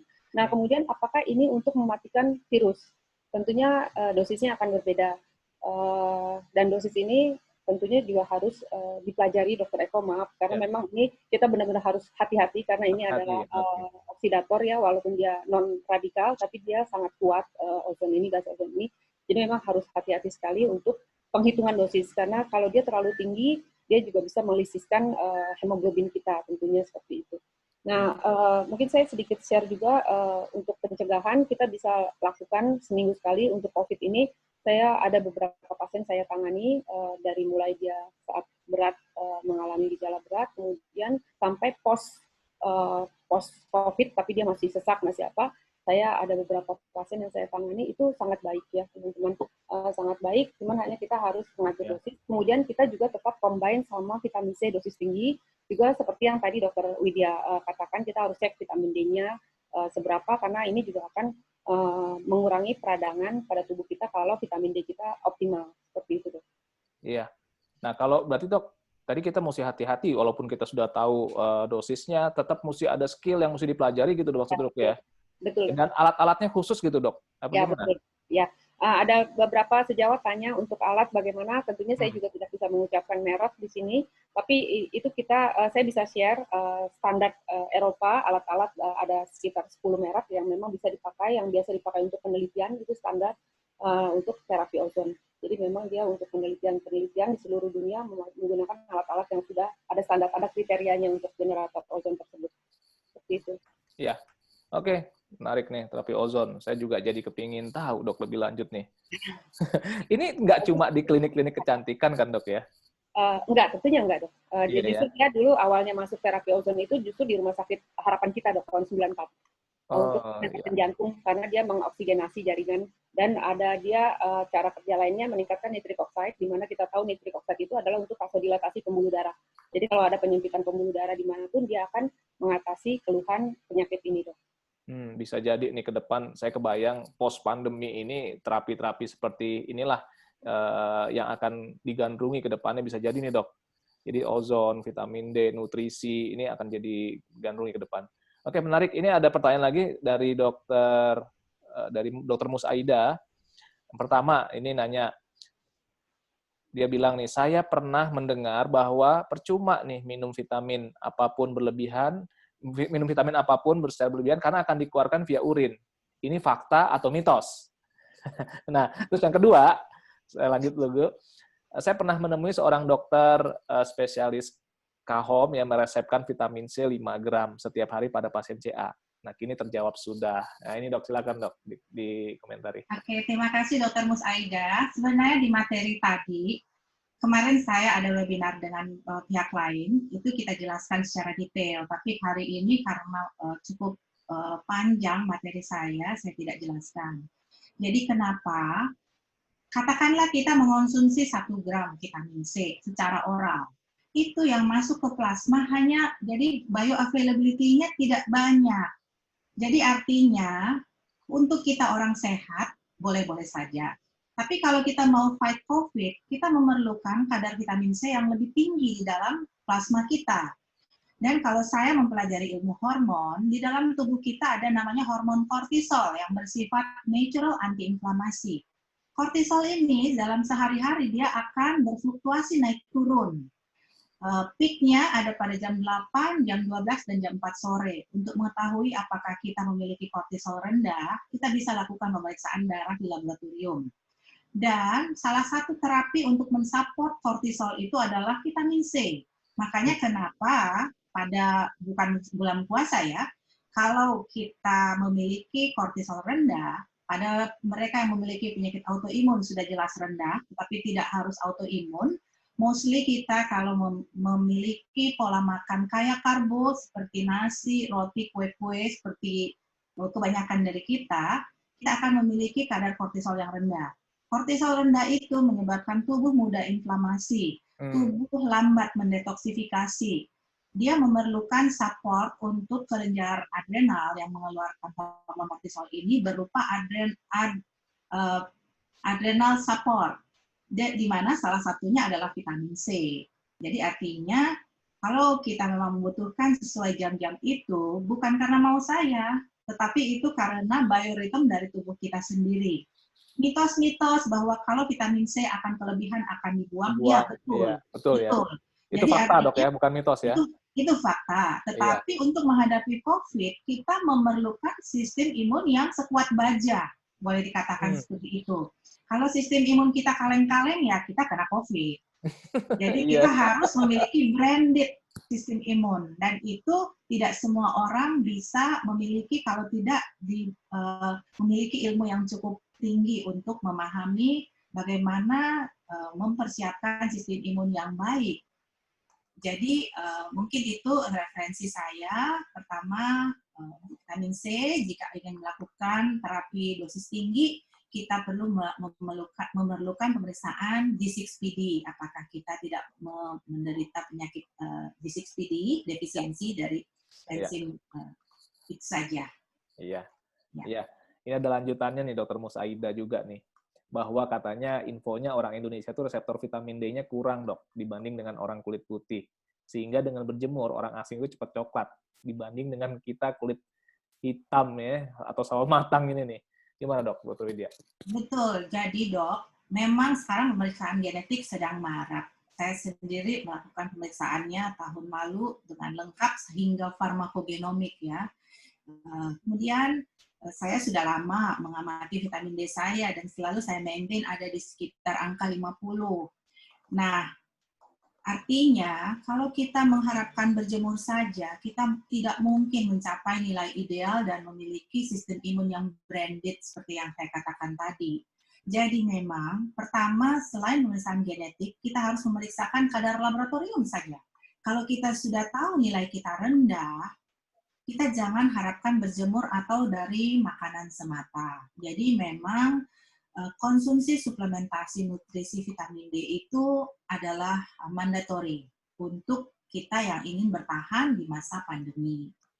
Jadi jangan gunakan vitamin D dosis 1000 unit, itu akan lama setahun baru nggak naik-naik juga, artinya kita frustrasi sendiri. Jadi artinya ilmu-ilmu terbaru memang menganjurkan penggunaan vitamin D dosis tinggi. Saya mau cerita sedikit tentang pengalaman saya.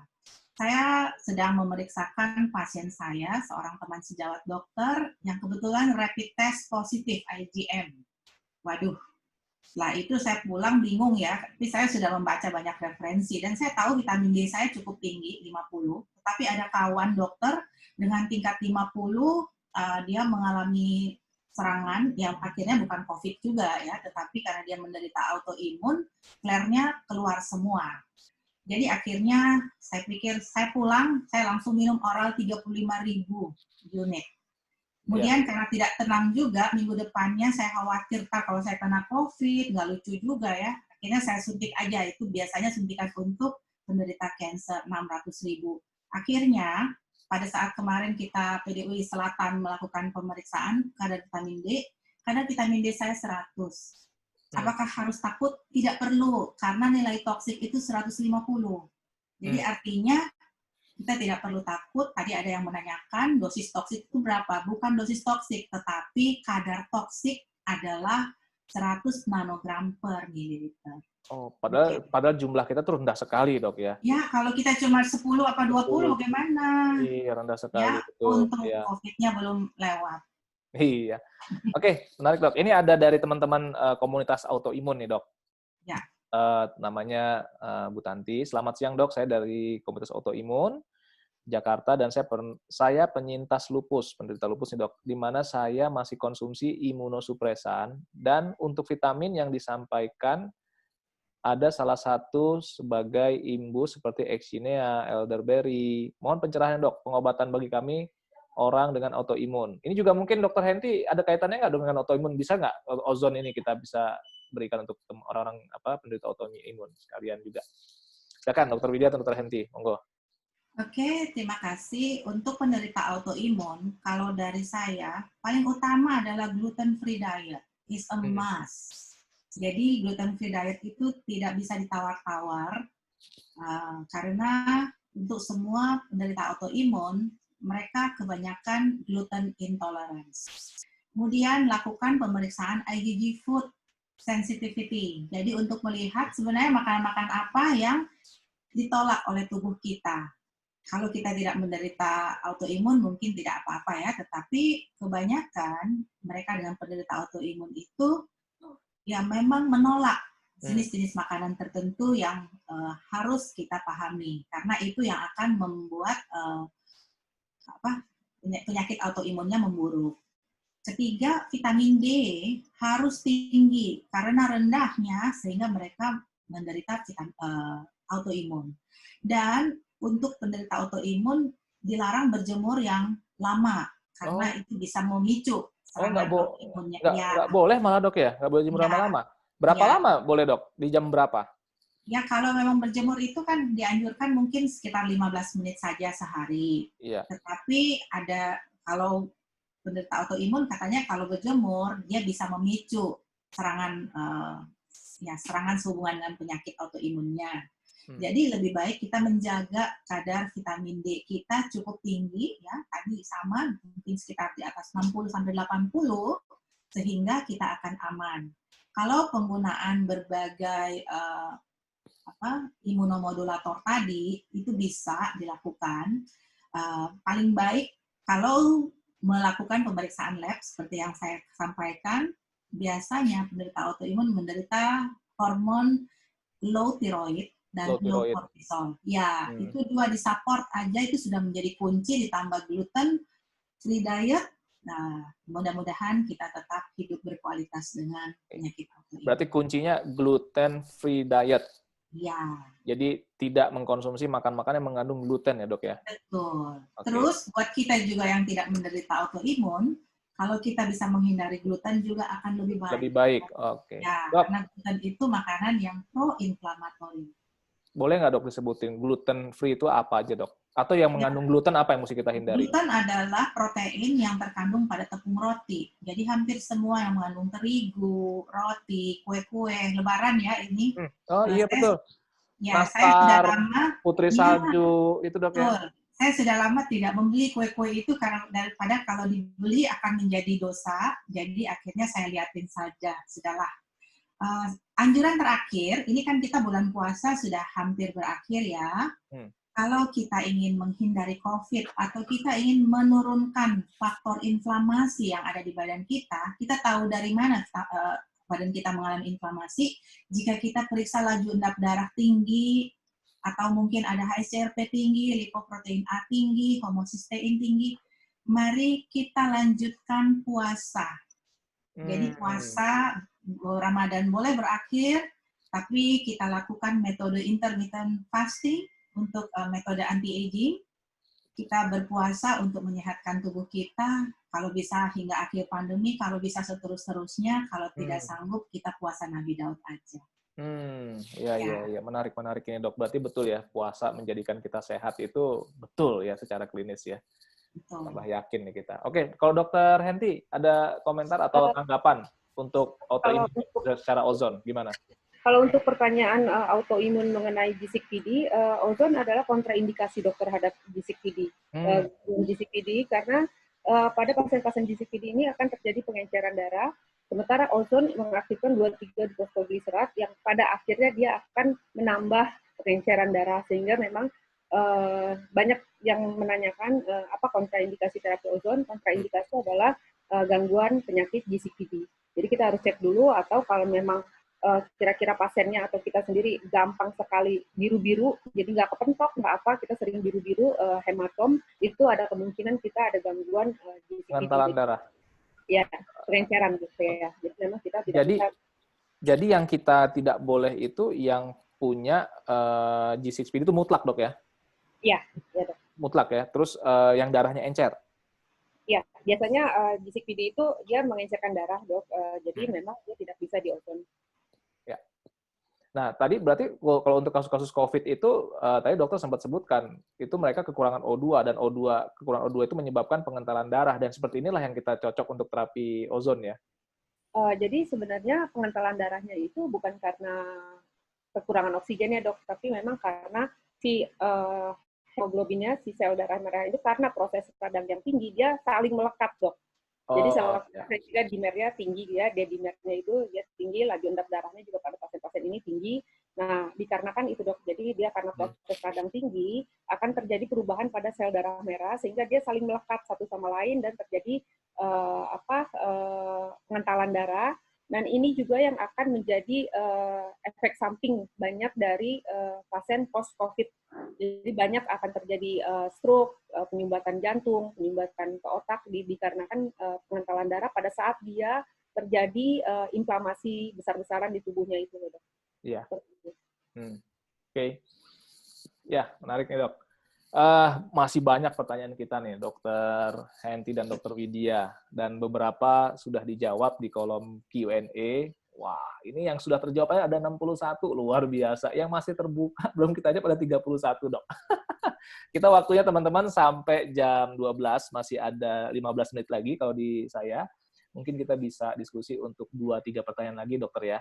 Saya akan pilih dulu nih. Atau dokter bisa lihat sendiri mau mana yang mau dijawab, Dokter Henti dan Dokter Widya, silakan. Pertanyaan mana kira-kira menarik yang bisa menjadi pegangan teman-teman di webinar kali ini? Tadi ada yang bertanya bagaimana penggunaan vitamin C yang oral atau liposomal atau yang injeksi. Jadi kalau kita tidak bermasalah, jadi perut kita bisa mentoleransi vitamin C, kita boleh gunakan vitamin C dalam bentuk biasa, ascorbic acid. Tetapi untuk mereka dengan gangguan lambung, kita bisa gunakan bentuk ester C atau buffer, ya. Kemudian jika ingin yang mendapatkan vitamin C yang lebih berkualitas, itu sekarang ada yang namanya liposomal vitamin C. Ada beberapa merek, ya.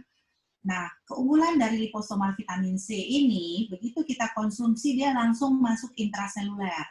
Jadi artinya penyerapannya lebih cepat dan pasti lebih baik dari vitamin C yang biasa. Terus jika ingin yang mendapatkan yang lebih tinggi lagi, yaitu dengan infus vitamin C. Adapun penyerapan dari yang diinfus dengan yang oral, itu 10 kali lebih baik yang infus. Jadi artinya kalau memerlukan pertimbangan khusus, silakan mencoba yang infus supaya tahu. Dan saya juga mempelajari semua ini, saya mempraktekkan untuk diri saya. Saya coba infus 30 gram, emang rusak ginjal?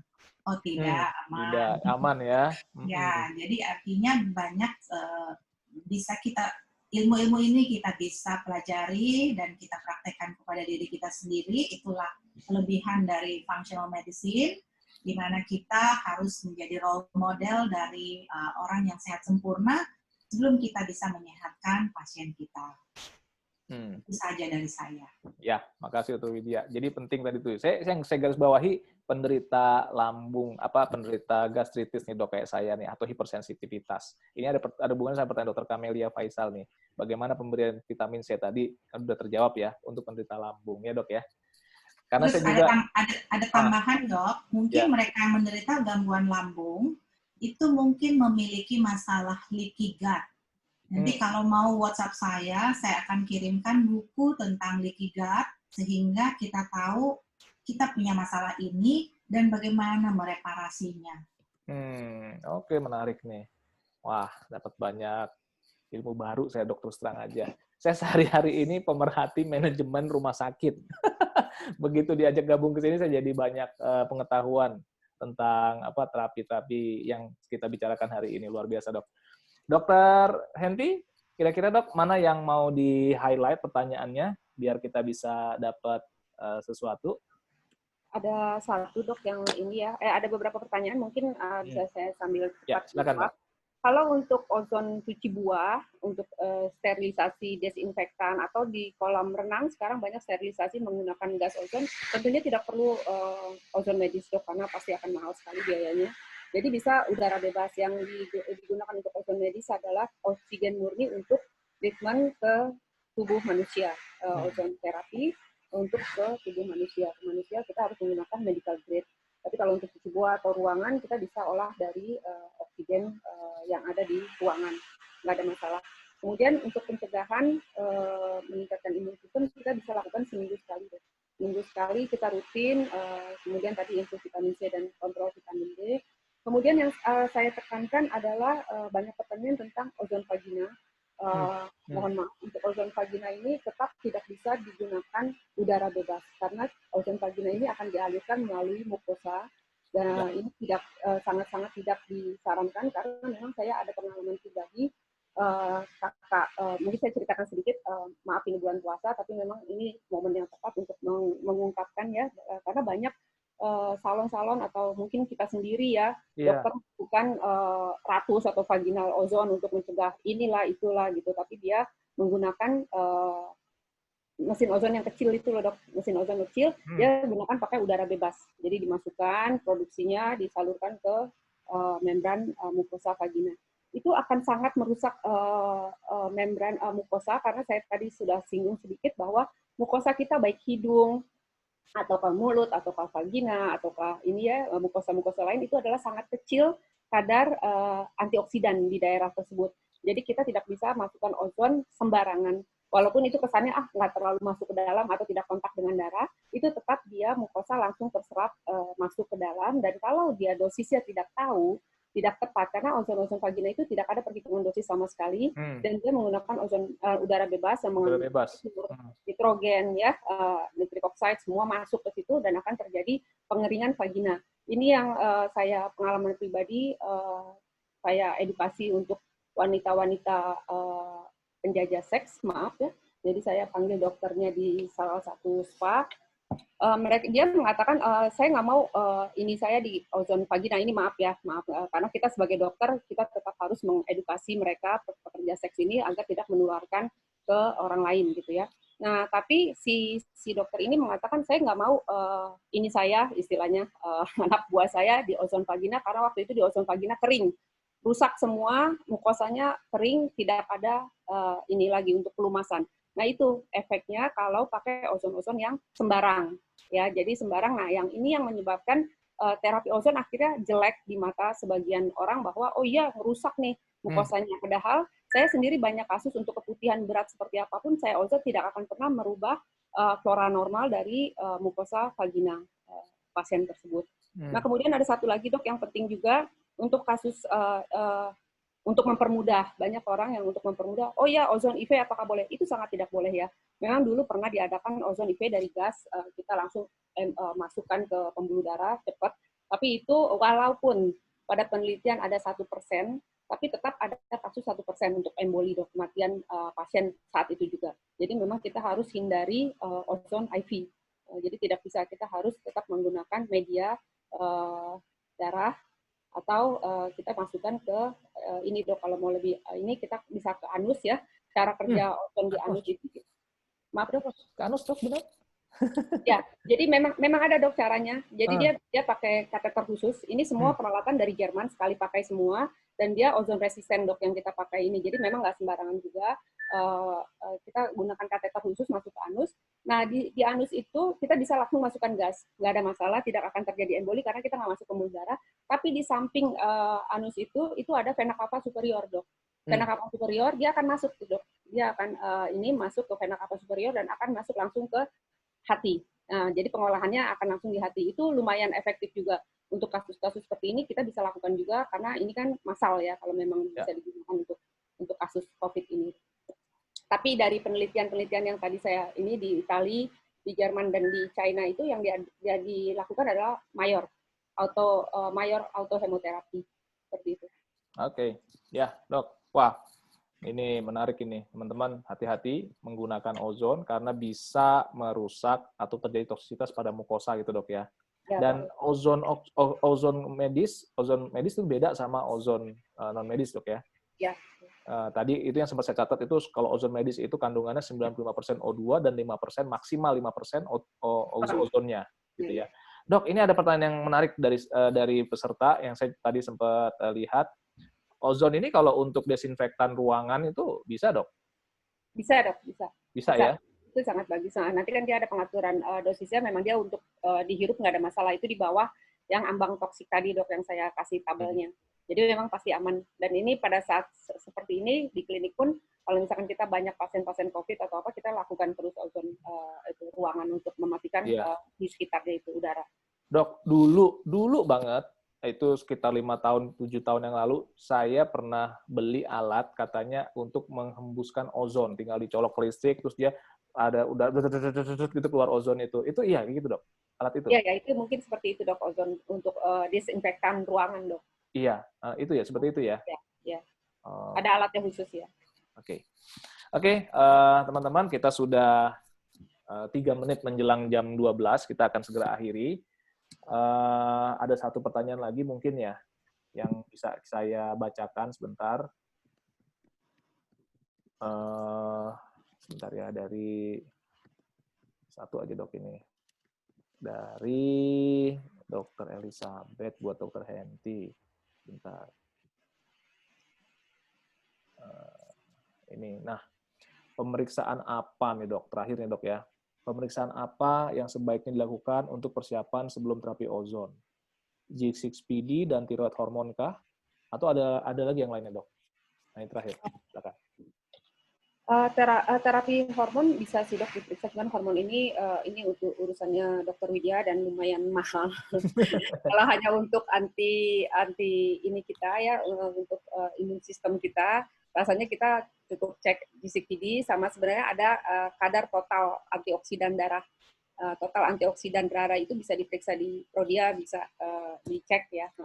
Jadi waktu S2 saya ini juga ada pertanyaan beberapa ozon ini dilakukan di manusia, ya dok, justru banyak dari tahun 94 itu masuk di rumah sakit jantung harapan kita untuk pasien-pasien jantung, ya penderita jantung untuk oksigenasi ke jaringan jantungnya, juga untuk vasodilatasi tadi, meningkatkan nitric oxide.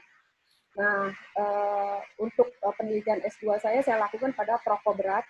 Perokok berat itu kriteria WHO lebih dari 10 batang per hari, itu dimasukkan ke kriteria. Nah, pada saat sebelum ozon saya lakukan pemeriksaan kadar radikal bebas darah mereka. Ya, jadi kadar normal radikal bebas darah kan kita memang tetap butuh ROS, reaktif oksigen spesies dalam darah kita, itu di bawah 230 ya, 224 harusnya kadarnya. Tapi pada perokok berat ini rata-rata di atas 400 dan di atas 600 setelah saya cek kadar radikal bebas darah mereka. Nah, setelah dilakukan ozon 10 kali selama seminggu sekali, itu semua turun sampai di bawah 300. Tapi yang di atas 600 karena sampai hingga tidak terdeteksi oleh alat itu, dia turun di 400 akhirnya setelah 10 kali terapi ini pada percobaan S2 saya. Kalau S3 saya ini saya lakukan pada tikus. Jadi memang karena saya harus mengambil organ, sampling organ harus potong, jadi saya tidak bisa lakukan pada manusia. Ya. Itu dok. Oke, terima kasih dokter-dokter, Dokter Widya, Dokter Henti, Dokter Iken. Kita sudah di penghujung acara. Cuma saya minta mungkin Dokter Widya dan Dokter Henti bisa siapkan closing statement maksimal 1 menit masing-masing. Dokter, silakan apa yang mau dibungkus dari diskusi kita hari ini, pesan apa yang mau disampaikan ke teman-teman sejawat yang hadir pada hari ini. Silakan nanti Dokter Widya, Dokter Henti. Sambil menyiapkan closing statement-nya, saya mau kembali mengingatkan kepada teman-teman, saya mau share lagi di sini. Untuk yang akan mendapatkan SKP adalah teman-teman yang sudah mengisi nanti di akhir sesi hari ini, ditunggu maksimal 20 menit ya, Dokter Iken ya? Gimana Dokter Iken? Ditunggu 20 menit maksimal setelah kita closing ya? Betul sekali, karena memang kita tidak mau berlarut-larut, jadi nanti begitu selesai acara ini, kita kasih waktu selama 20 menit, baru kita akan tutup. Jadi mereka-mereka yang tidak mengisi Google Form sebelum 20 menit berakhir, maka kita tidak akan memberikan sertifikat. Oke, jadi syaratnya adalah mengisi kuesioner di Google Form dengan alamat yang tertera di layar teman-teman saat ini. Gitu Dokter Iken ya. Dan 20 menit, Betul sekali. habis itu kita tutup itunya, link-nya. Ya, betul. Oke, teman-teman, sudah di penghujung acara. Sekarang siapa dulu, Dokter Henti atau Dokter Widya? Silakan closing statement 1 menit dok maksimal. Apa yang ingin disampaikan ke teman-teman yang hadir hari ini? Pesan apa yang bisa dibawa pulang? Silakan dok. Pesan saya, marilah kita melakukan pencegahan penyakit yang lebih baik dengan mengurangi inflamasi dan menjaga kecukupan nutrisi, keseimbangan hormon, dan menjadi role model sehat optimal untuk semua pasien-pasien kita. Oke, terima kasih Dokter Widya. Yeay. Sekarang Dokter Henti, silakan Dokter Henti. Dok, saya sedikit waktu dok, minta sedikit waktu, ternyata ada beberapa yang kurang mengerti tentang terapi ozon yang saya maksud itu tadi. Ya, sekalian wrap up aja dok, nggak apa-apa. Ya. Jadi major auto hemoterapi ini adalah saya kemarin nggak sempat masukin fotonya dok. Saya sendiri pribadi rutin melakukan terapi ozon seminggu sekali, bukan promosi, tapi untuk meningkatkan imun sistem kita semuanya, teman-teman, ini sangat baik ya. Nah, caranya adalah kita mengambil darah, dok. Diambil darah dari vena cavity tentunya. Kita hanya ambil sekitar 80 sampai maksimal 150 cc. Tapi biasanya saya cuma ambil 125 cc. Dimasukkan ke botol. Dia botolnya juga khusus, semua dari Jerman yang terstandarisasi, Jerman atau Spanyol atau dia dari Spanyol. Itu terstandarisasi, dia sudah ozon resisten. Jadi karena ozon ini oksidator, plastik pun dia biasa dioksidasi sama dia, jadi kita harus pakai alat khusus yang memang anti oksidasi dari ozon ini. Kita masukkan ke dalam botol vakum, kita masukkan botol vakum, Nah, kemudian di dalam darah di dalam botol yang darah kita di dalam botol yang vakum ini kita masukkan gas oksigen ozon tadi dengan dosis tertentu ya dok ya, dengan dosis yang terukur tadi dengan dibentuk oleh oksigen murni dan generator yang baik, kita masukkan ke darah kita, dia akan terjadi bubbling dok. Nah, semua proses yang saya ucapkan tadi, bagaimana dia mengaktifasi 2,3 di fosfogliserat, mengaktifasi ATP, ADP segala macam itu ada di dalam botol ini dok. Jadi ini ada juga beberapa pertanyaan gimana caranya si ozon ini bekerja ya, jadi seperti itu. Nah, kemudian kita reinfuse ulang. Jadi setelah ini ozon masuk, setelah dia masuk semua di darah kita ini bubbling, kemudian kita reinfuse ulang darah ini kita masukkan lagi ke vena pubitik kita itu. Itu cara Jerman dok. Nah, kalau cara Rusia kita masukkan dari kita ambil darah dari vena pubitik kiri misalkan, kita masukkan alat, itu seperti alat cuci darah dok. Seperti alat cuci darah, kemudian hasil yang sudah di ozon itu diputar agak lama, kemudian kita masukkan ke vena pubitik kanan. Itu cara Rusia.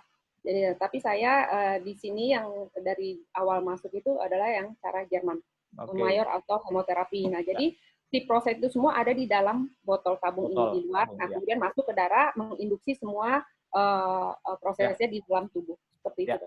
Oke, sekarang pesannya dok, terakhir 1 menit, apa yang mau disampaikan ke teman-teman sejawat yang hadir pada hari ini? Silakan. Ya, untuk pesannya kalau untuk terapi ozon ini sendiri ya kita tentunya harus mengetahui dosis yang tepat dan segala macamnya itu melalui pelatihan dok, biasanya lewat pelatihan yang tepat. Nah, kemudian kembali sama kita ini sekarang kondisi COVID ini udah nggak jelas lagi, peraturan berubah-berubah. Untuk kita sendiri harus menjaga imun sistem kita kembali seperti Dr. Widya katakan bahwa mau gimana pun kita nggak akan tahu siapa yang kena saat ini. Jadi kita memang yang terbaik adalah menjaga imun sistem kita tetap optimal terus-menerus karena ini mungkin bisa setahun ke depan akan seperti ini terus. Betul. Iya, jadi oke teman-teman, terima kasih Dr. Henty, masih Dr. Widya. Terakhir Dr. Iken, ada yang mau disampaikan ke teman-teman yang hadir? Baik, terima kasih Dr. Eko, Dr. Henty, Dr. Widya. Luar biasa ini kita punya diskusi di hari Minggu ini. Dan teman-teman jangan tidak lupa pada teman-teman semua ya. Tadi saya lihat total paling banyaknya tadi sekitar 365 peserta, luar biasa, dan yang membuat saya tambah semangat bikin lagi nanti dengan topik-topik yang lebih luar biasa, itu karena ternyata pesertanya berasal dari hampir seluruh penjuru Nusantara. Artinya bukan hanya monopoli Jabodetabek, tetapi ada dari Sumatera, dari Sulawesi, dari Kalimantan. Bahkan saya lihat tadi dari NTT juga ada. Jadi luar biasa sekali ya. Mudah-mudahan apa yang kita bahas saat ini bisa bermanfaat bagi kita semua, khususnya untuk kita bangkit melawan COVID-19 ini. Mungkin itu saja dari saya, Dr. Eko. Terima kasih Dr. Iken, terima kasih Dr. Widya, terima kasih Dr. Henty. Sekali lagi, boleh kita masing-masing teman-teman dari tempat masing-masing kita kasih tepuk tangan buat narasumber kita. Yeay, terima kasih. Nah, sebelum diakhiri, jadi teman-teman sedikit dari saya bahwa kita ini ada terapi yang semalam itu kami diskusi, ini kata-katanya bagus banget, anti-mainstream medicine. Waduh, jadi integrative and functional medicine ini ternyata penting sekali untuk kita bisa ketahui agar kita punya apa tadi sesuai dengan pesan Dr. Widya dan Dr. Henty, punya imun yang baik. Oke teman-teman, itu dari saya yang saya dapat hari ini. Kita akan akhiri dan sekali lagi saya ingatkan silakan teman-teman mengisi kuis PDUI Jakselnya di link bit.ly/kuis PDUI Jaksel untuk mendapatkan SKP. Dr. Widya, Dr. Henty, terima kasih. Oke, kita tutup. Terima kasih semua. Terima kasih. Assalamualaikum warahmatullahi wabarakatuh. Waalaikumsalam warahmatullahi wabarakatuh. Terakhir mungkin sebelum pada pergi ini, 20 menit waktunya untuk mengisi ya. Jadi tolong diisi segera. Terima kasih.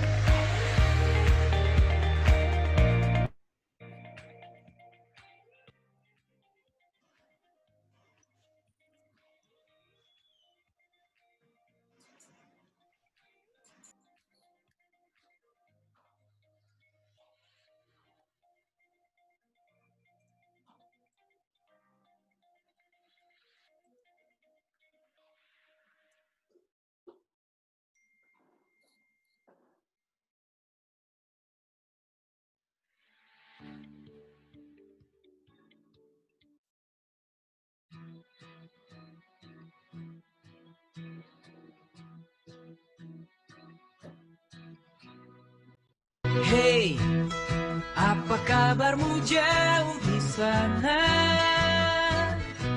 Tiba-tiba teringat cerita yang pernah kita upayakan. Kupikir aku berhasil melupakanmu.